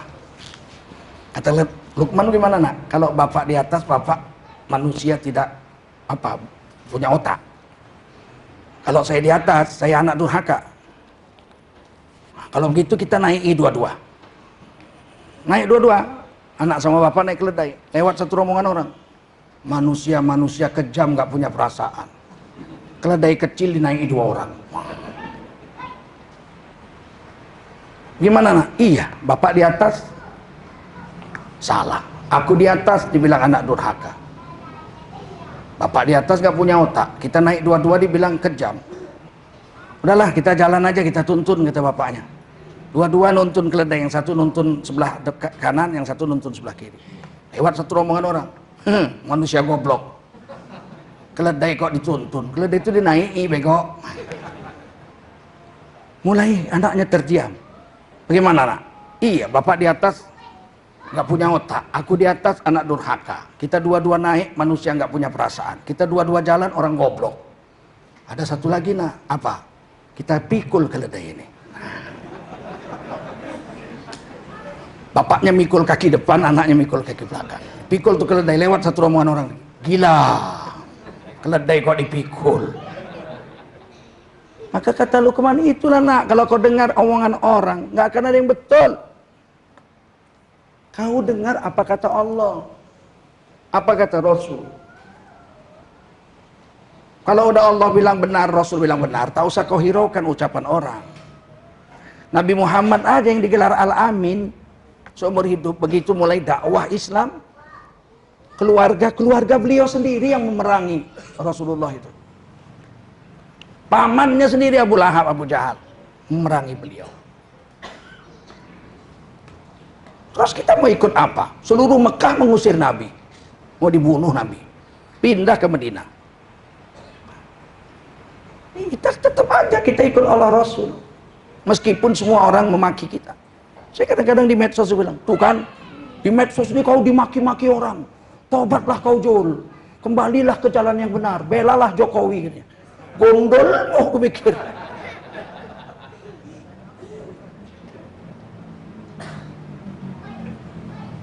Kita itu tetap kepada Allah dan Rasul, tidak peduli walaupun seluruh dunia benci kepada kita, nggak apa-apa. Nah, di bulan Ramadan ini Allah perintahkan kita puasa 1438 tahun yang lalu. Udah cukup lama lah. Ketika Nabi jadi Nabi 15 tahun, Nabi hijrah ke Madinah. 2 tahun setelah Nabi hijrah, jadi tahun 15 setelah jadi Nabi, 2 tahun setelah hijrah, turun wahyu tanggal 29 Sya'ban. Ya ayyuhalladzina amanu kutiba alaikumusiyam. Ini turun ayat. Selesai surat Asar, Nabi kumpulkan para sahabat untuk melihat hilal, melihat bulan. Begitu matahari tenggelam, hilal kelihatan. Maka Nabi bersabda, sumu li ru'yatihi, puasalah kamu kalau kamu lihat hilal. Wa aftiru li ru'yatihi, lebaranlah kamu kalau kamu sudah lihat hilal. Fa in ghumma alaikum, kalau bulan nggak kelihatan pada tanggal 29, kamu nggak lihat bulan, bulan ketutupan awan atau belum terbit dari ufuknya, Jangan buru-buru puasa, kata Nabi. Fasti'mali Sya'ban bi salasina yauman. Kau genapkan bulan Sya'banmu 30 hari, baru kau puasa. Ada 16 hadis yang dituliskan Imam Nawawi dalam kitab Majmu' Syarhul Muhadzab. Nada-nadanya sama semua. Puasa karena lihat bulan. Lebaran kalau lihat bulan. Kalau nggak lihat bulan, genapkan sehari. Jadi kalau tanggal 29 Ramadan kita lihat bulan nggak kelihatan, apa boleh buat walaupun ibu-ibu sudah masak opor? Ya lebarannya lusa. Besok masih tanggal 30 Ramadan. Jangan waduh berhubung sudah bikin lontong, maka besok nggak boleh batal gitu. Ukurannya itu lihat bulan. Paham? Paham? Nabi bisa aja nggak usah lihat bulan, cukup nunggu malaikat Jibril aja. Datang malaikat Jibril, ya nggak? Rasul besok puasa, ya. Datang lagi malaikat Jibril, besok lebaran. Aman toh, selama masih Nabi hidup kan ada Jibril. Tapi Nabi 8 kali puasa sejak tahun kedua ya. 2, 3, 4, 5, 6, 7, 8, 9, 8 tahun. 10 Nabi nggak sempat puasa. Sebab bulan Rabiul Awal Nabi sudah wafat. Jadi Nabi itu cuma 8 kali puasa Ramadan. Lihat hilal. Tapi Idul Adha Nabi itu sejak pindah 10 kali. Jadi duluan Idul Adha baru Idul Fitri. Idul Fitri itu tahun kedua. Kalau Idul Adha, kana Nabi sallallahu alaihi wasallam bil Madinati yudahi. Ini hadis Turmizi. Nabi itu sejak pindah ke Madinah langsung sudah memotong korban dan sudah Idul Adha. Itu hadis Turmizi hasan sahih. Ayatnya turun di Mekah. Inna a'tainakal kautsar. Pakai bismillah ya, bismillahirrahmanirrahim. Sebab hadis Bukhari Muslim pakai bismillah. Bismillahirrahmanirrahim. Inna a'tainakal kautsar fasholli li rabbika wanhar inna syani'aka huwal abtar. Siap. Sesungguhnya kami telah beri kepadamu hai Nabi Muhammad nikmat yang sangat banyak. Fasholli li rabbik. Salatlah kamu untuk menyembah Tuhanmu. Wanhar dan berkorbanlah, sembelih hewan korban. Inna syani'aka huwal abtar. Siapa yang benci kepadamu akan terputus. Tapi Nabi tidak korban di Mekah. Meskipun perintah ini turun di Mekah. Nabi baru korban setelah pindah ke Madinah. Berarti Nabi korban 10 kali. Tahun pertama, kedua, 3, 4, 5, 6, 7, 8, 9, 10. Yang ke-10 itu Nabi naik haji. Kan sekali aja Nabi naik haji. Di Mekah Nabi korban 1 ekor onta untuk semua istrinya dan Nabi. Istri Nabi waktu itu 9, Nabi sendiri 10. Jadi 1 ekor onta boleh untuk 10 orang. Itu ditulis dalam kitab Kifatul Akhyar Syekh Taqiyuddin rahimahullah ta'ala. Sedangkan Ramadan Nabi cuma 8 kali. Ini perlu saya beritahu bahwasanya sekarang ini ada kesalahan. Orang lebaran Idul Adha itu berpatokan kepada wukuf di Arafah. Orang udah kelihatan wukuf di Arafah kok hari ini. Berarti besok lebaran haji. Padahal Nabi baru naik haji tahun 10. Artinya nggak ada orang wukuf di Arafah selama 9 tahun. Nabi tetap aja Idul Adha. Karena Idul Adha itu bukan Idul Haji. Idul Adha itu hari raya korban. Nggak ada urusannya dengan orang naik haji. Setuju? Setuju nggak? Jadi kenapa kita sekarang patokannya dengan wukuf di Arafah? Orang udah wukuf berarti kan udah tanggal 9. Besok kan Idul Adha. Dikasih tahu kayak manapun bandelnya bukan main. Ini Idul Adha bukan hari raya haji, bukan Idul Haji ini. Mereka kan sudah wukuf. Ya mereka sudah wukuf karena di sana sudah tanggal 9. Sedangkan di Indonesia belum tentu, mungkin masih tanggal 8. Kecuali kita udah tanggal 9, besoknya kita Idul Adha. Karena Idul Adha itu adalah 10 Zulhijjah, bukan hari wukuf, besoknya nggak ada. Kalau terjadi perang Arab Israel, nggak ada orang naik haji, siapa yang berani? Rudal di mana-mana. Kan Idul Adha tetap jalan. Nggak mungkin menteri mengumumkan saudara-saudara berhubung tahun ini nggak ada orang wukuf, maka Idul Adha dibatalkan gitu. Ini Idul Adha bukan Idul Haji.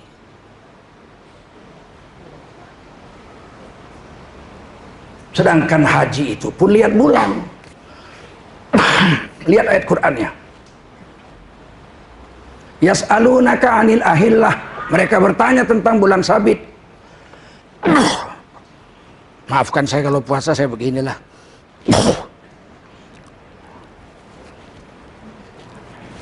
Mereka bertanya kepadamu tentang banyak bulan sabit. Bukan satu bulan sabit. Di situ Allah tukar bentuk hilal menjadi ahillah. Tidak Allah katakan yas'alunaka 'anil hilal. Enggak. Hilal itu satu hilal. Jamak ahillah. Yas'alunaka 'anil ahillah. Kok jamak? Umatmu bertanya kepadamu, hai Nabi, tentang bulan sabit yang banyak. Kok banyak? Kan bulan hanya satu. Bulan berapa sih? Bulan berapa? Bulan berapa? Satu. Susah bahasa Indonesia ini. Karena bulan yang di langit itu hilal. Bahasa Arabnya banyak, hilal, qamar, kalau purnama badar. Sedangkan Muharram, Safar, Rabiul Awal itu disebut syahrun. Nah, kalau Indonesia kan bulan semua. Januari, Februari bulan. Yang di langit bulan, yang kecil bulan, yang bulat bulan, yang purnama bulan. Istri kita tiap bulan datang bulan. Repot. Sekarang saya tanya, bulan yang di langit ada berapa? Kenapa Allah bikin jamak? Ahillah.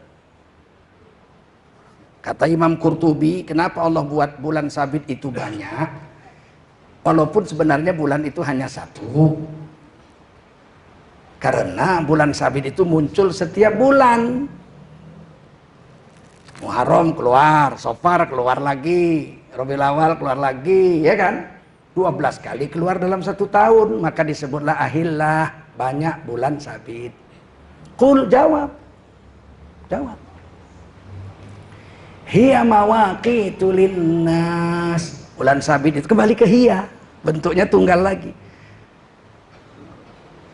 Itu bulan sabit sebagai patokan bagi manusia untuk menghitung waktu. Tanggal 1, tanggal 2, tanggal 3, tanggal 4 tahun 1440 Hijriah dan seterusnya. Wal haji, dan menghitung ibadah haji. Jadi ibadah haji itu pakai apa? Nggak nyambung ya? Pakai hilal. Tanggal 9 Zulhijjah wukuf di Arafah. Tanggal 10 Zulhijjah melontar jamroh. Tanggal 11, 12, 13 Zulhijjah mabit di Mina. 14 Zulhijjah tawaf ifadah. Itu pakai apa namanya? Bulan. Udah nyambung. Hadisnya Bukhari Muslim. Idza ra'aitumul hilala dzilhijjah. Jika kamu diantara kamu sudah melihat bulan sabit 1 Zulhijjah, wa arada ahadukum an yudhi, dan kamu pada tanggal 10-nya berniat menyembelih hewan korban, falyumsik an sya'rihi wa asfarih, hendaklah dia menahan diri, tidak potong rambut dan tidak potong kuku selama 10 hari. Lihat apa tadi? Lihat hilal. Nah, jadi kenapa lah kita di Indonesia ini, orang Saudi aja udah wukuf, kok kita belum hari raya? Ya di sana wukuf, sana udah tanggal 9. Ya kenapa duluan Saudi? Kan harusnya duluan kita. Kenapa? Karena kita kan 4 jam lebih dulu siang dari Saudi. Ini mau lihat bulan apa lihat matahari? Hah? Mau lihat bulan apa lihat matahari? Bulan. Kalau matahari duluan kita, 4 jam baru Saudi. Kalau bulan, bisa duluan Saudi 20 jam baru kita besoknya.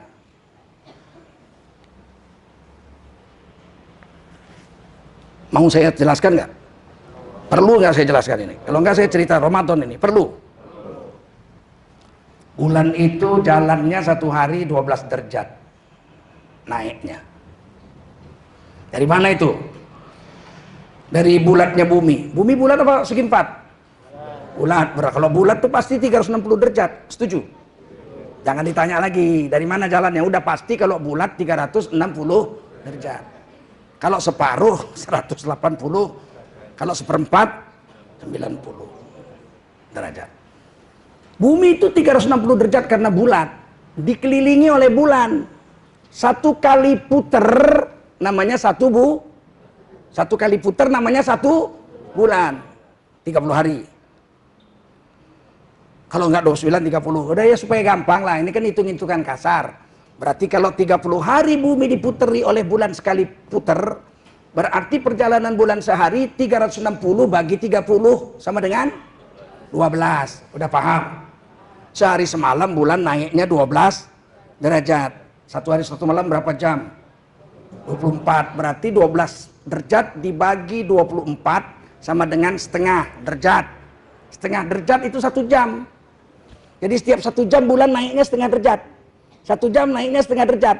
1 jam naiknya setengah derajat. Sebulan 30 hari kali 24 jam, 1 kali putar 360 derajat. Sampai sini udah nyambung. Nah, udah gampang kalau gitu saya jelaskannya. Seandainya di Papua matahari tenggelam, bulan tenggelam, sama-sama tenggelam, namanya ijtima. Tentu tidak kelihatan. Karena masih 0 derajat waktu matahari tenggelam, bulan 0 derajat dengan ufuk sederajat. Nggak bisa dilihat dong. Ketutupan bumi. 1 jam kemudian ketika matahari tenggelam di Sulawesi, bulan sudah setengah derajat. Setuju? Kan 1 jam naiknya setengah. Belum bisa dilihat, masih rendah. 1 jam kemudian ketika matahari tenggelam di Jakarta, orang lihat bulan di Jakarta nggak kelihatan karena baru 1 derajat. 1 jam kemudian ketika matahari tenggelam di Aceh, bulan 1 derajat setengah, nggak kelihatan juga. Siapa yang bisa lihat? Teleskop paling sakti sedunia, teleskop Hubble namanya. Jerman yang buat, harganya 6 triliun. Hanya mampu melihat bulan ketinggian 2 derajat. Harganya 6, jangan harap Pak Jokowi mau beli lah. Nggak usah harap lah, 6 triliun. Kalau saya presiden, saya beli. 1 jam kemudian ketika matahari tenggelam di Bangladesh, bulan 2 derajat. Kemungkinan orang Bangladesh bisa lihat bulan 2 derajat sudah bisa dilihat. Maka Bangladesh besoknya puasa. Kita puasa belum? Belum, orang kita belum lihat bulan. Masih tanggal 29. Bangladesh sudah lihat bulan, dia puasa nggak besok? Duluan Bangladesh sehari dari kita kan? 1 jam kemudian ketika matahari tenggelam di Pakistan, bulan sudah 2,5 derajat. Kira-kira orang Pakistan lihat nggak? Lihat bulan. Mereka puasa nggak? Kita belum. 1 jam kemudian ketika matahari tenggelam di Saudi, bulan udah 3 derajat tingginya. Kira-kira orang Saudi puasa nggak besoknya? Kita kapan? 20 jam setelah Saudi. 20 jam setelah. Besoknya nggak usah lihat lagi, bulan udah pasti 12 derajat tingginya di Papua. Setuju? Udah ngerti sekarang? Jadi jangan ngomong Saudi sudah hari raya, kok kita belum. Ini mau lihat matahari apa melihat bulan?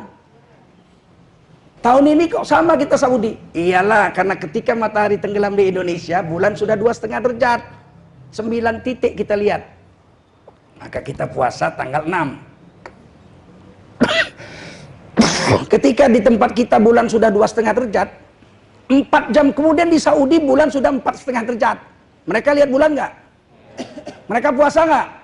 Kita puasa nggak? Sama, tapi Maroko, Fiji Island, Cocos Island, Papua Nugini belum tentu. Mereka besoknya. Setuju? Setuju? Dan pasti dunia ini separuh malam, separuh siang. Setuju? Separuh malam, separuh siang. Kalau separuh malam lihat bulan, separuh lagi kapan lihat bulannya? Besok dong, tunggu puter dulu bumi. Ya enggak? Jadi sabar. Saya kadang-kadang sedihnya begini orang Islam ini. Ngaji nggak mau. Nanya sama ulama yang ahli falak, nggak mau. Tapi sok pinternya itu yang nggak tahan itu. Ada ucapan lagi yang membuat saya jengkel. Islam ini selalu berbeda. Kita udah puasa, sebelah sana belum. Lihat Kristen. Hari Natal serentak seluruh dunia. 25 Desember seluruh dunia hari raya. Ya kan? Berarti kan canggihan Kristen dari kita. Enggak, justru mereka keliru. Kita betul. Dari mana kelirunya? Karena dunia ini separuh malam, separuh siang. Sekarang di Indonesia jam berapa ini? Jam 1 siang. Di Amerika jam berapa? Jam 1 malam.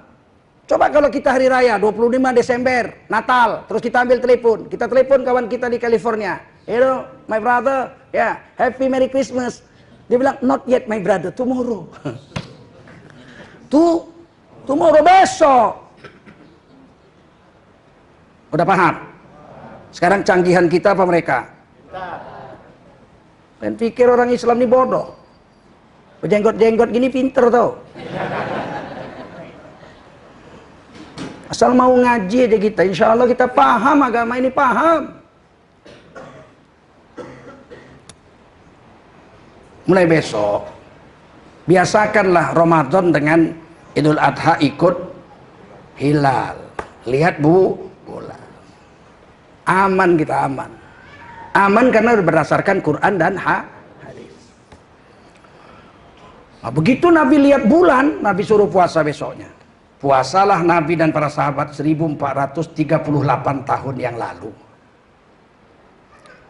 2 tahun setelah hijrah. Lagi puasa beberapa hari turun wahyu lagi. Diwajibkan berperang. Nabi kumpulkan sahabat, kita diserang oleh orang Quraisy. Mereka datang dengan 1000 tentara. Kita harus perang bulan Ramadan. Siapkan pasukan. Miskin, pasukan cuma 313. Munafik nggak mau ikut perang. Munafik itu dari dulu yang munafik, Pak. Kalau di depan kita nanti kalau perang, saya akan mendampingimu. Begitu perang. Munafik di mana-mana dari dulu sampai kiamat nggak berubah itu, tetap begitu. Saya kawan-kawan saya ustadz pun begitu, kalau ngomong begitu ini cipluk hilang. Nanti dibilang munafik marah, hanya Allah yang tahu saya munafik atau tidak. Iyalah Allah lah yang tahu, tapi gaya-gayanya sih munafik. Yang pasti tahu ya Allah. Mati dia kita sembayangkan juga, cuman jengkel.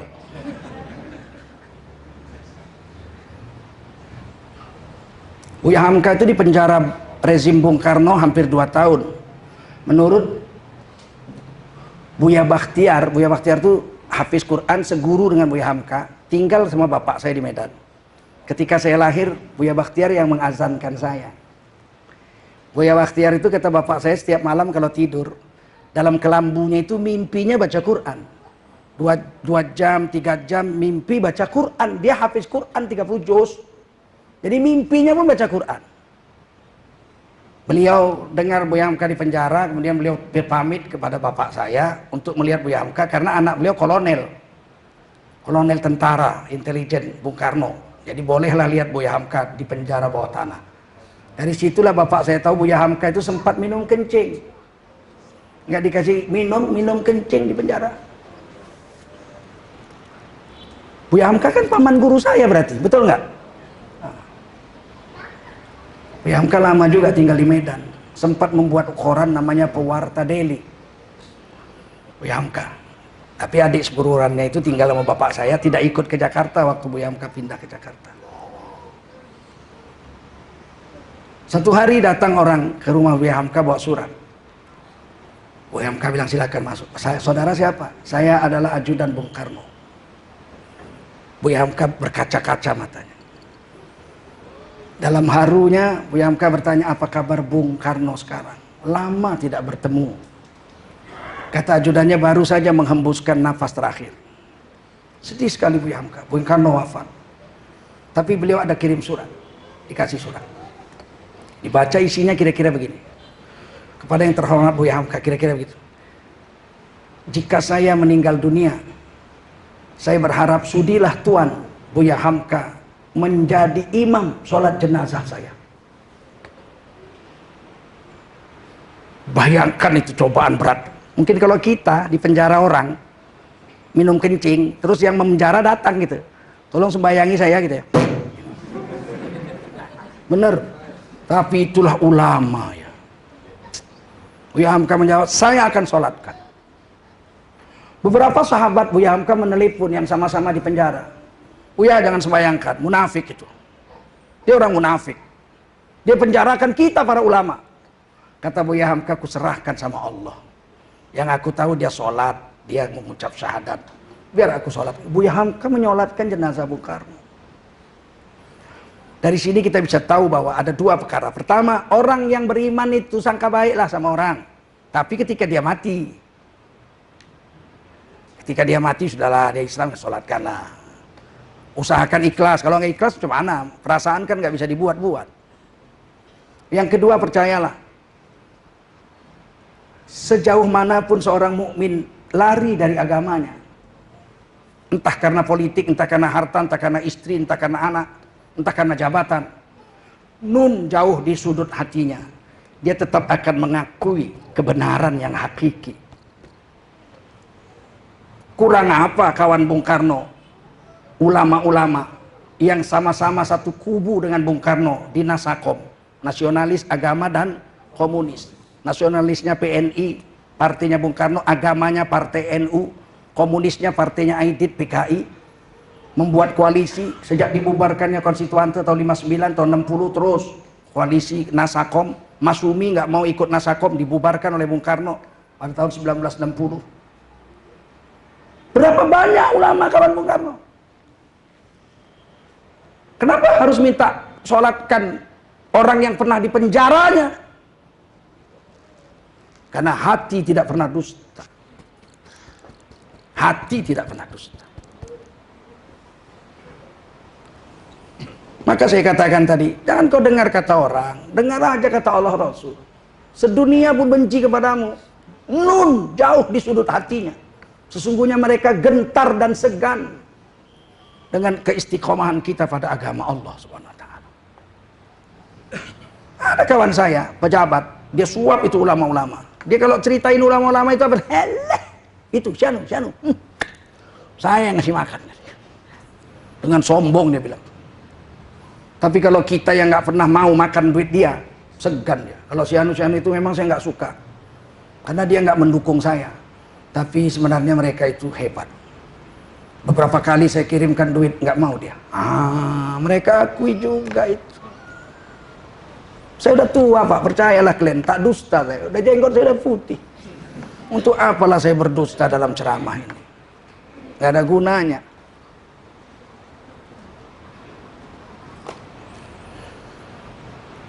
Perang pun terjadi. Kata Nabi, siapa yang perang ini boleh pilih.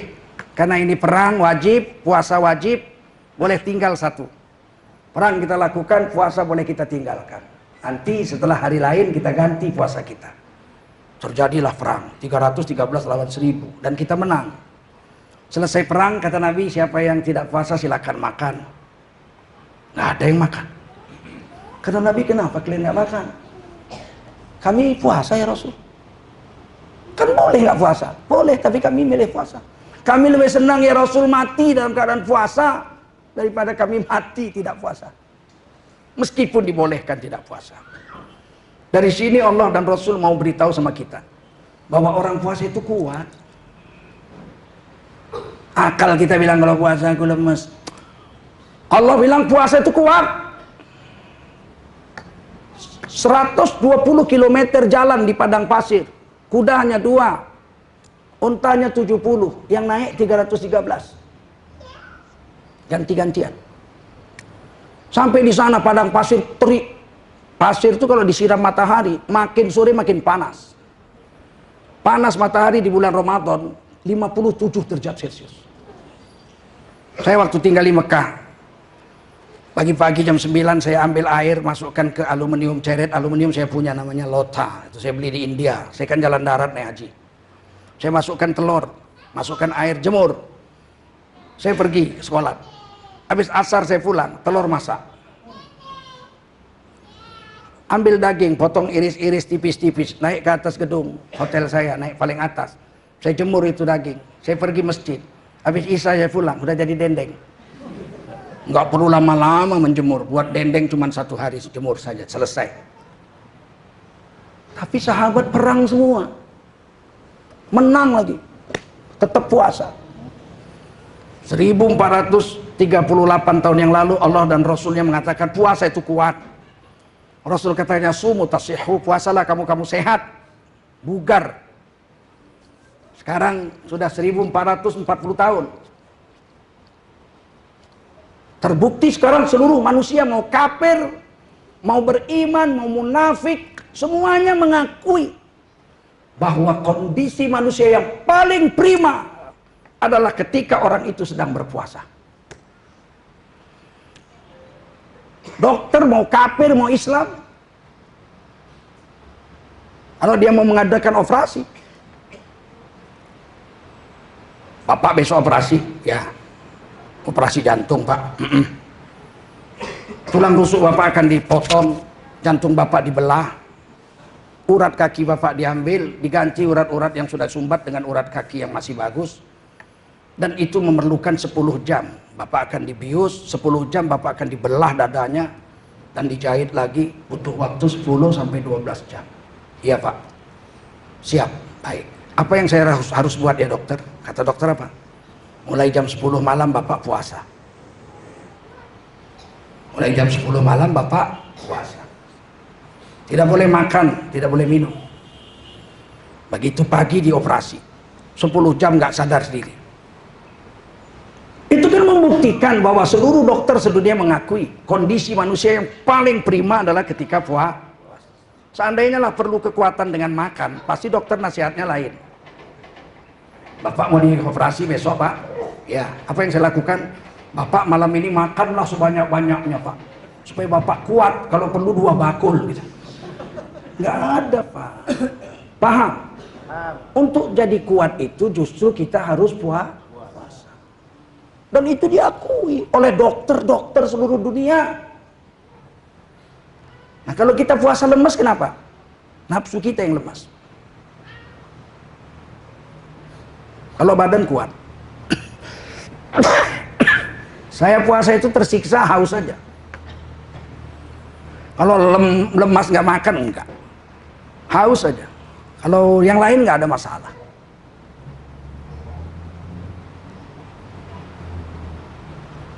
Oleh karena itu jangan pernah beranggapan puasa membuat badan kita jadi loyo. Enggak. Dan banyak perang terjadi ketika bulan puasa. Dan sukses. Kemerdekaan Indonesia juga 17 Agustus 45, hari Jumat di bulan puasa. Yang ketiga, puasa ini, dengan puasa ini Allah mau menggugurkan seluruh dosa kita. Man shoma Ramadan imanan wahtisaban ghufira lahu ma taqaddama min dzambih. Barang siapa puasa berdasarkan iman, wahtisaban, dan dijaganya puasanya dari hal-hal yang merusakkan puasa. Matanya dari melihat aurat bukan mahram, kupingnya dari mendengar yang haram, mulutnya dari memfitnah dan adu domba, akalnya daripada kebejatan fikir. Dia jaga.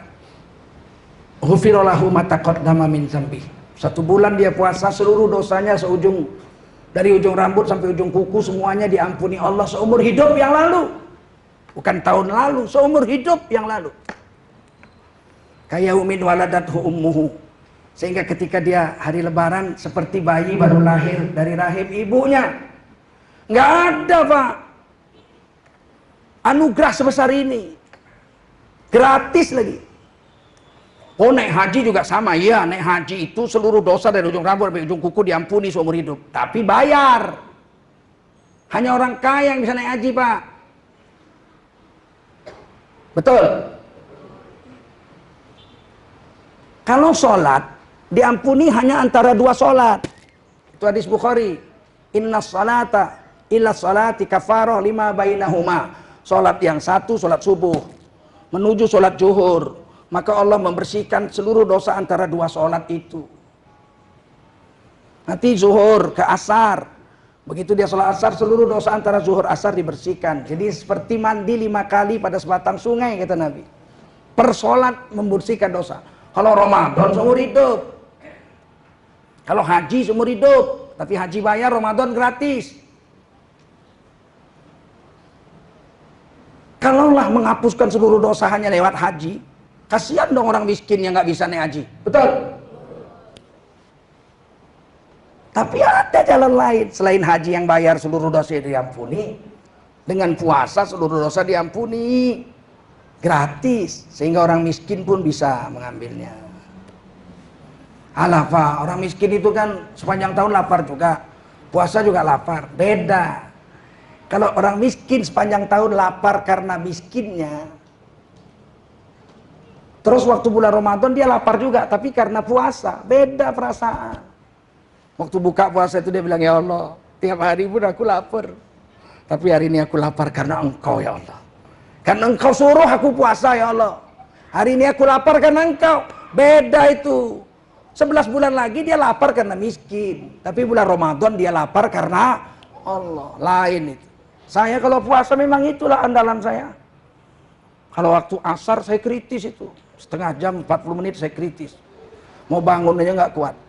Kalau saya ke masjid dulu naik Vespa. Kalau udah habis asar saya tidur. Baring di masjid gitu. Nggak kuat pulang saya, lemah. Setengah jam atau 40 menit baru bangun. Saat kritis itu saya doa itu, ya Allah, aku ini puasa karena Engkau ya Allah. Kalau enggak aku makan aja kenyang-kenyang. Ada kok duitku, ada makanan di rumah. Ini karena Engkau ya Allah, ampunilah dosaku ya Allah. Nangislah di situ. Beda lapar karena Allah dengan lapar karena miskin. Beda nggak? Beda. Itulah yang disebut ihtisaban itu. Man shoma Ramadan imanan wah ihtisaban. Ihtisaban itulah. Ya Allah, aku ini lapar ya Allah. Sebetulnya kalau aku mau rampok, tetangga aku itu nenek-nenek. Udah umur 70, tinggal ku cekek aja, ku ambil hartanya. Tapi tidak ku lakukan ya Allah. Karena aku mengharapkan kasih sayangmu. Bagaimana orang seperti ini nggak diampuni Allah dosanya. Sayang Allah sama dia. Sedangkan seorang pemuda diajak zina dengan seorang wanita cantik dan bangsawan. Nafsunya mau berzina, nafsunya. Tapi kemudian dia katakan, "Ai anak gadis, aku nggak mau zina karena aku takut dengan Allah. Meskipun aku mau, tapi aku tidak berani karena takut." Dia lakukan itu, seluruh dosanya diampuni dari ujung rambut sampai ujung kuku. Itu kan Quran yang bilang itu. Intajtanibu kabair matunhauna ankum nukafir ankum sayiatikum. Kalau kau menghindarkan diri dari dosa besar yang dilarang Allah, maka bonusnya seluruh dosa kecilmu diampuni oleh Allah SWT. Bayangkan tuh. Satu kali menghindar dari zina, udah diajak zina nih, nggak mau. Nanti di hari kiamat dinaungi. Ketika tidak ada naungan, matahari hanya sejengkal di atas kepala. 7 golongan dapat naungan. Satu diantaranya orang pemuda yang diajak zina oleh wanita cantik dan bangsawan. Dia katakan, aku tidak berani karena Allah. Apalagi dia lapar karena Allah. 1 bulan, Masya Allah. Yang keempat, dia dapat pahala tidak terhingga. Udahlah dosa diampuni, pahala tidak terhingga. Dalam hadis qudsi Allah berfirman, Allah yang berfirman, Nabi menceritakan. Itu namanya hadis qudsi. As-shaumu liya, puasa itu untukku Allah. Wa ana ajzibih, dan akulah Allah yang akan bayar pahalanya langsung. Jadi malaikat pun nggak tahu berapa besar pahala puasa. Malaikat cuma tulis aja Tengku Zulkarnain puasa. Hari ini sempurna, dijaganya matanya, jaganya kupingnya, dijaganya mulutnya, nah, sempurna dapat pahala, Allah yang bayar. Siapa yang tahu? Nggak ada yang tahu. Jadi kita puasa ini, kata Nabi, barang siapa sengaja meninggalkan 1 hari puasa karena malas. Istrinya masak rendang, cium dia, mak jang enak nyela rendang. Ya pun pura-pura sama istrinya, aku lemas sekali, aku mau mati aku. Padahal maksudnya supaya makan rendang aja. Maka dia wajib mengganti di hari yang lain 1 hari. Tapi andai kata dia puasa seumur hidup sampai mati, tidak pernah tinggal tiap hari sampai mati puasa, seluruh pahala puasa seumur hidupnya dikumpul jadi 1, tidak cukup untuk membayar pahala 1 hari yang dia tinggalkan. Oh, besarnya pahala puasa.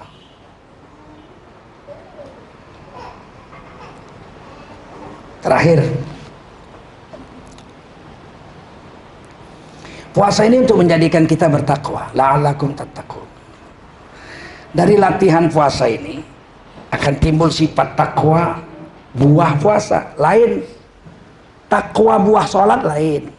Takwa buah sedekah lain. Takwa buah zikir dan Quran lain.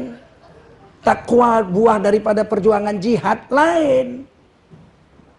Tiap-tiap amal buahnya lain. Pintu sorga juga 8. Ada babus sholat untuk orang sholat yang unggul. Ada babul royan untuk orang yang puasa unggul. Ada babul jihad untuk orang yang jihadnya unggul. Ada babul zikri untuk orang yang zikirnya unggul. Ada babus sodako untuk orang yang sodakonya unggul. Jadi buahnya beda-beda. Pintu masuknya aja beda-beda. Sayyidina Abu Bakar Siddiq, kata Nabi, 8 pintu sorga memanggilnya. Dia boleh masuk dari pintu mana saja. Berarti unggul semua amalan beliau.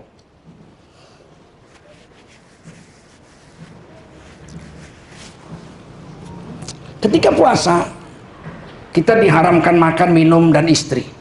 Setuju? Itu makanan binatang itu. Ini saya bahasanya agak vulgar aja, biar gampang ingat sampai mati nggak lupa. Makan, minum, istri itu makanan binatang. Makanan jasmani, makanan binatang. Binatang itu cuman itu aja kerjanya. Makan, minum, kawin, makan, minum, kawin, makan, minum, kawin. Betul? Itu yang 3 itu makanan binatang itu. Kalau kita banyak memakan, minum, dan istri, makan, minum, jima, makan, minum, jima, kita seperti binatang aja. Allah nggak mau kita seperti binatang. Allah paksa 1 bulan jangan kasih makan. Jasmanimu jangan kasih makan. Kalau di Indonesia 14 jam, kalau di Amerika 20. Tahun lalu di Norwegia 22 jam. Tahun ini di Islandia 20 jam. 22 jam. Puasa 20 jam. Saya 20 jam udah sering. Puasa 22 jam itu belum pernah saya. Tapi 20 jam saya sudah. Dan memang biasa aja, no problem. Kuat aja nggak apa-apa, biasa. Nggak sakit nggak apa-apa, nggak lemes, biasa. Haus iyalah, saya puasa biasa aja haus. Tapi nggak mati, seger, malah tambah sehat. Ternyata puasa itu memberhentikan memberi makan jasmaniah agar nafsu binatang kita remuk.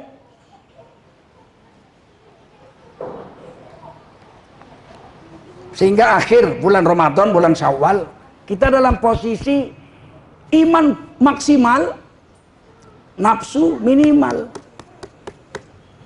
Oh, itu orang paling hebat itu. Namanya bertakwa. Imannya maksimal, nafsunya minimal. Itu orang bertakwa. Hebatnya ya, ketika kita musafir, saya misalnya pulang ke Aceh, kampung nenek saya, naik kapal terbang 3 jam. Saya nggak lemes lah, orang naik pesawat kok. Makan di pesawat dikasih, apalagi Garuda ya nggak, minum dikasih, milih lagi, mau jus jambu, mau jus jeruk, ada, milih, ya Allah. Terbang, naik kapal terbang pakai AC, berkeringat juga enggak, 3 jam udah sampai, jaraknya 1000 km lebih, hampir 2000 km. Sampai di sana ya, 2400 kilo ya, karena satu terbang itu rata-rata 800 sampai 900 kilo. 3 jam Medan Aceh Jakarta. 2400 km. Makan, minum, pakai AC. Mendarat di sana, makan kari kambing, makan macam-macam lah makanan Aceh, plio, macam-macam dimakan semua. Sampai sana masih bisa tidur sama istri, orang istri ikut kok. Makanan jasmani kita waktu musafir penuh.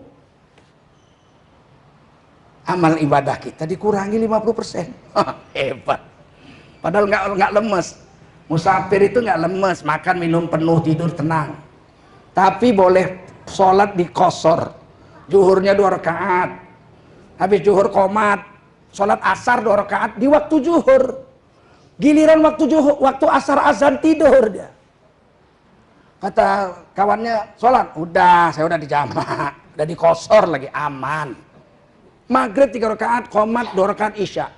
Waktu isya dia tinggal makan, minum, nonton, main-main sama kawan. Sholatnya di korting hampir 50%. Padahal musafir tidak lemas, nafsu binatangnya tetap kasih makan, kasih minum, istri masih bisa dipakai. Makanya banyak musafir jahat. Orang musafir banyak jahat. Dari Medan ke Jakarta, ditanya istrinya, kemana mas? 3 hari ini tugas kantor. Ngapain? Turne. Oh ya mas, selamat turne. Rupanya turu kono, turu kene. Musafir tuh jahat karena makannya itu nggak direm. Paham? Nafsu binatangnya menggelora. Makanya musafir itu supaya jangan jahat, kata Nabi, alaikum bil jamaah. Kamu kalau pergi jangan sendiri. Berdua, bertiga, berempat, berlima. Kalau musafir sendirian, setan hanya menerkam orang yang terpisah dari jemaahnya. Sebagaimana kambing hanya menangkap domba yang terpisah dari rombongan. Nah, kita lihat puasa. Makan enggak, minum enggak, istri enggak, lemes. Sholat enggak boleh di jamak kosor. Nggak bisa gitu. Aduh, aku lemas ah. Sekarang aku sholat zuhur sekalian asar aja. Nanti asar aku tidur. Boleh lah. Puasa tuh lemes.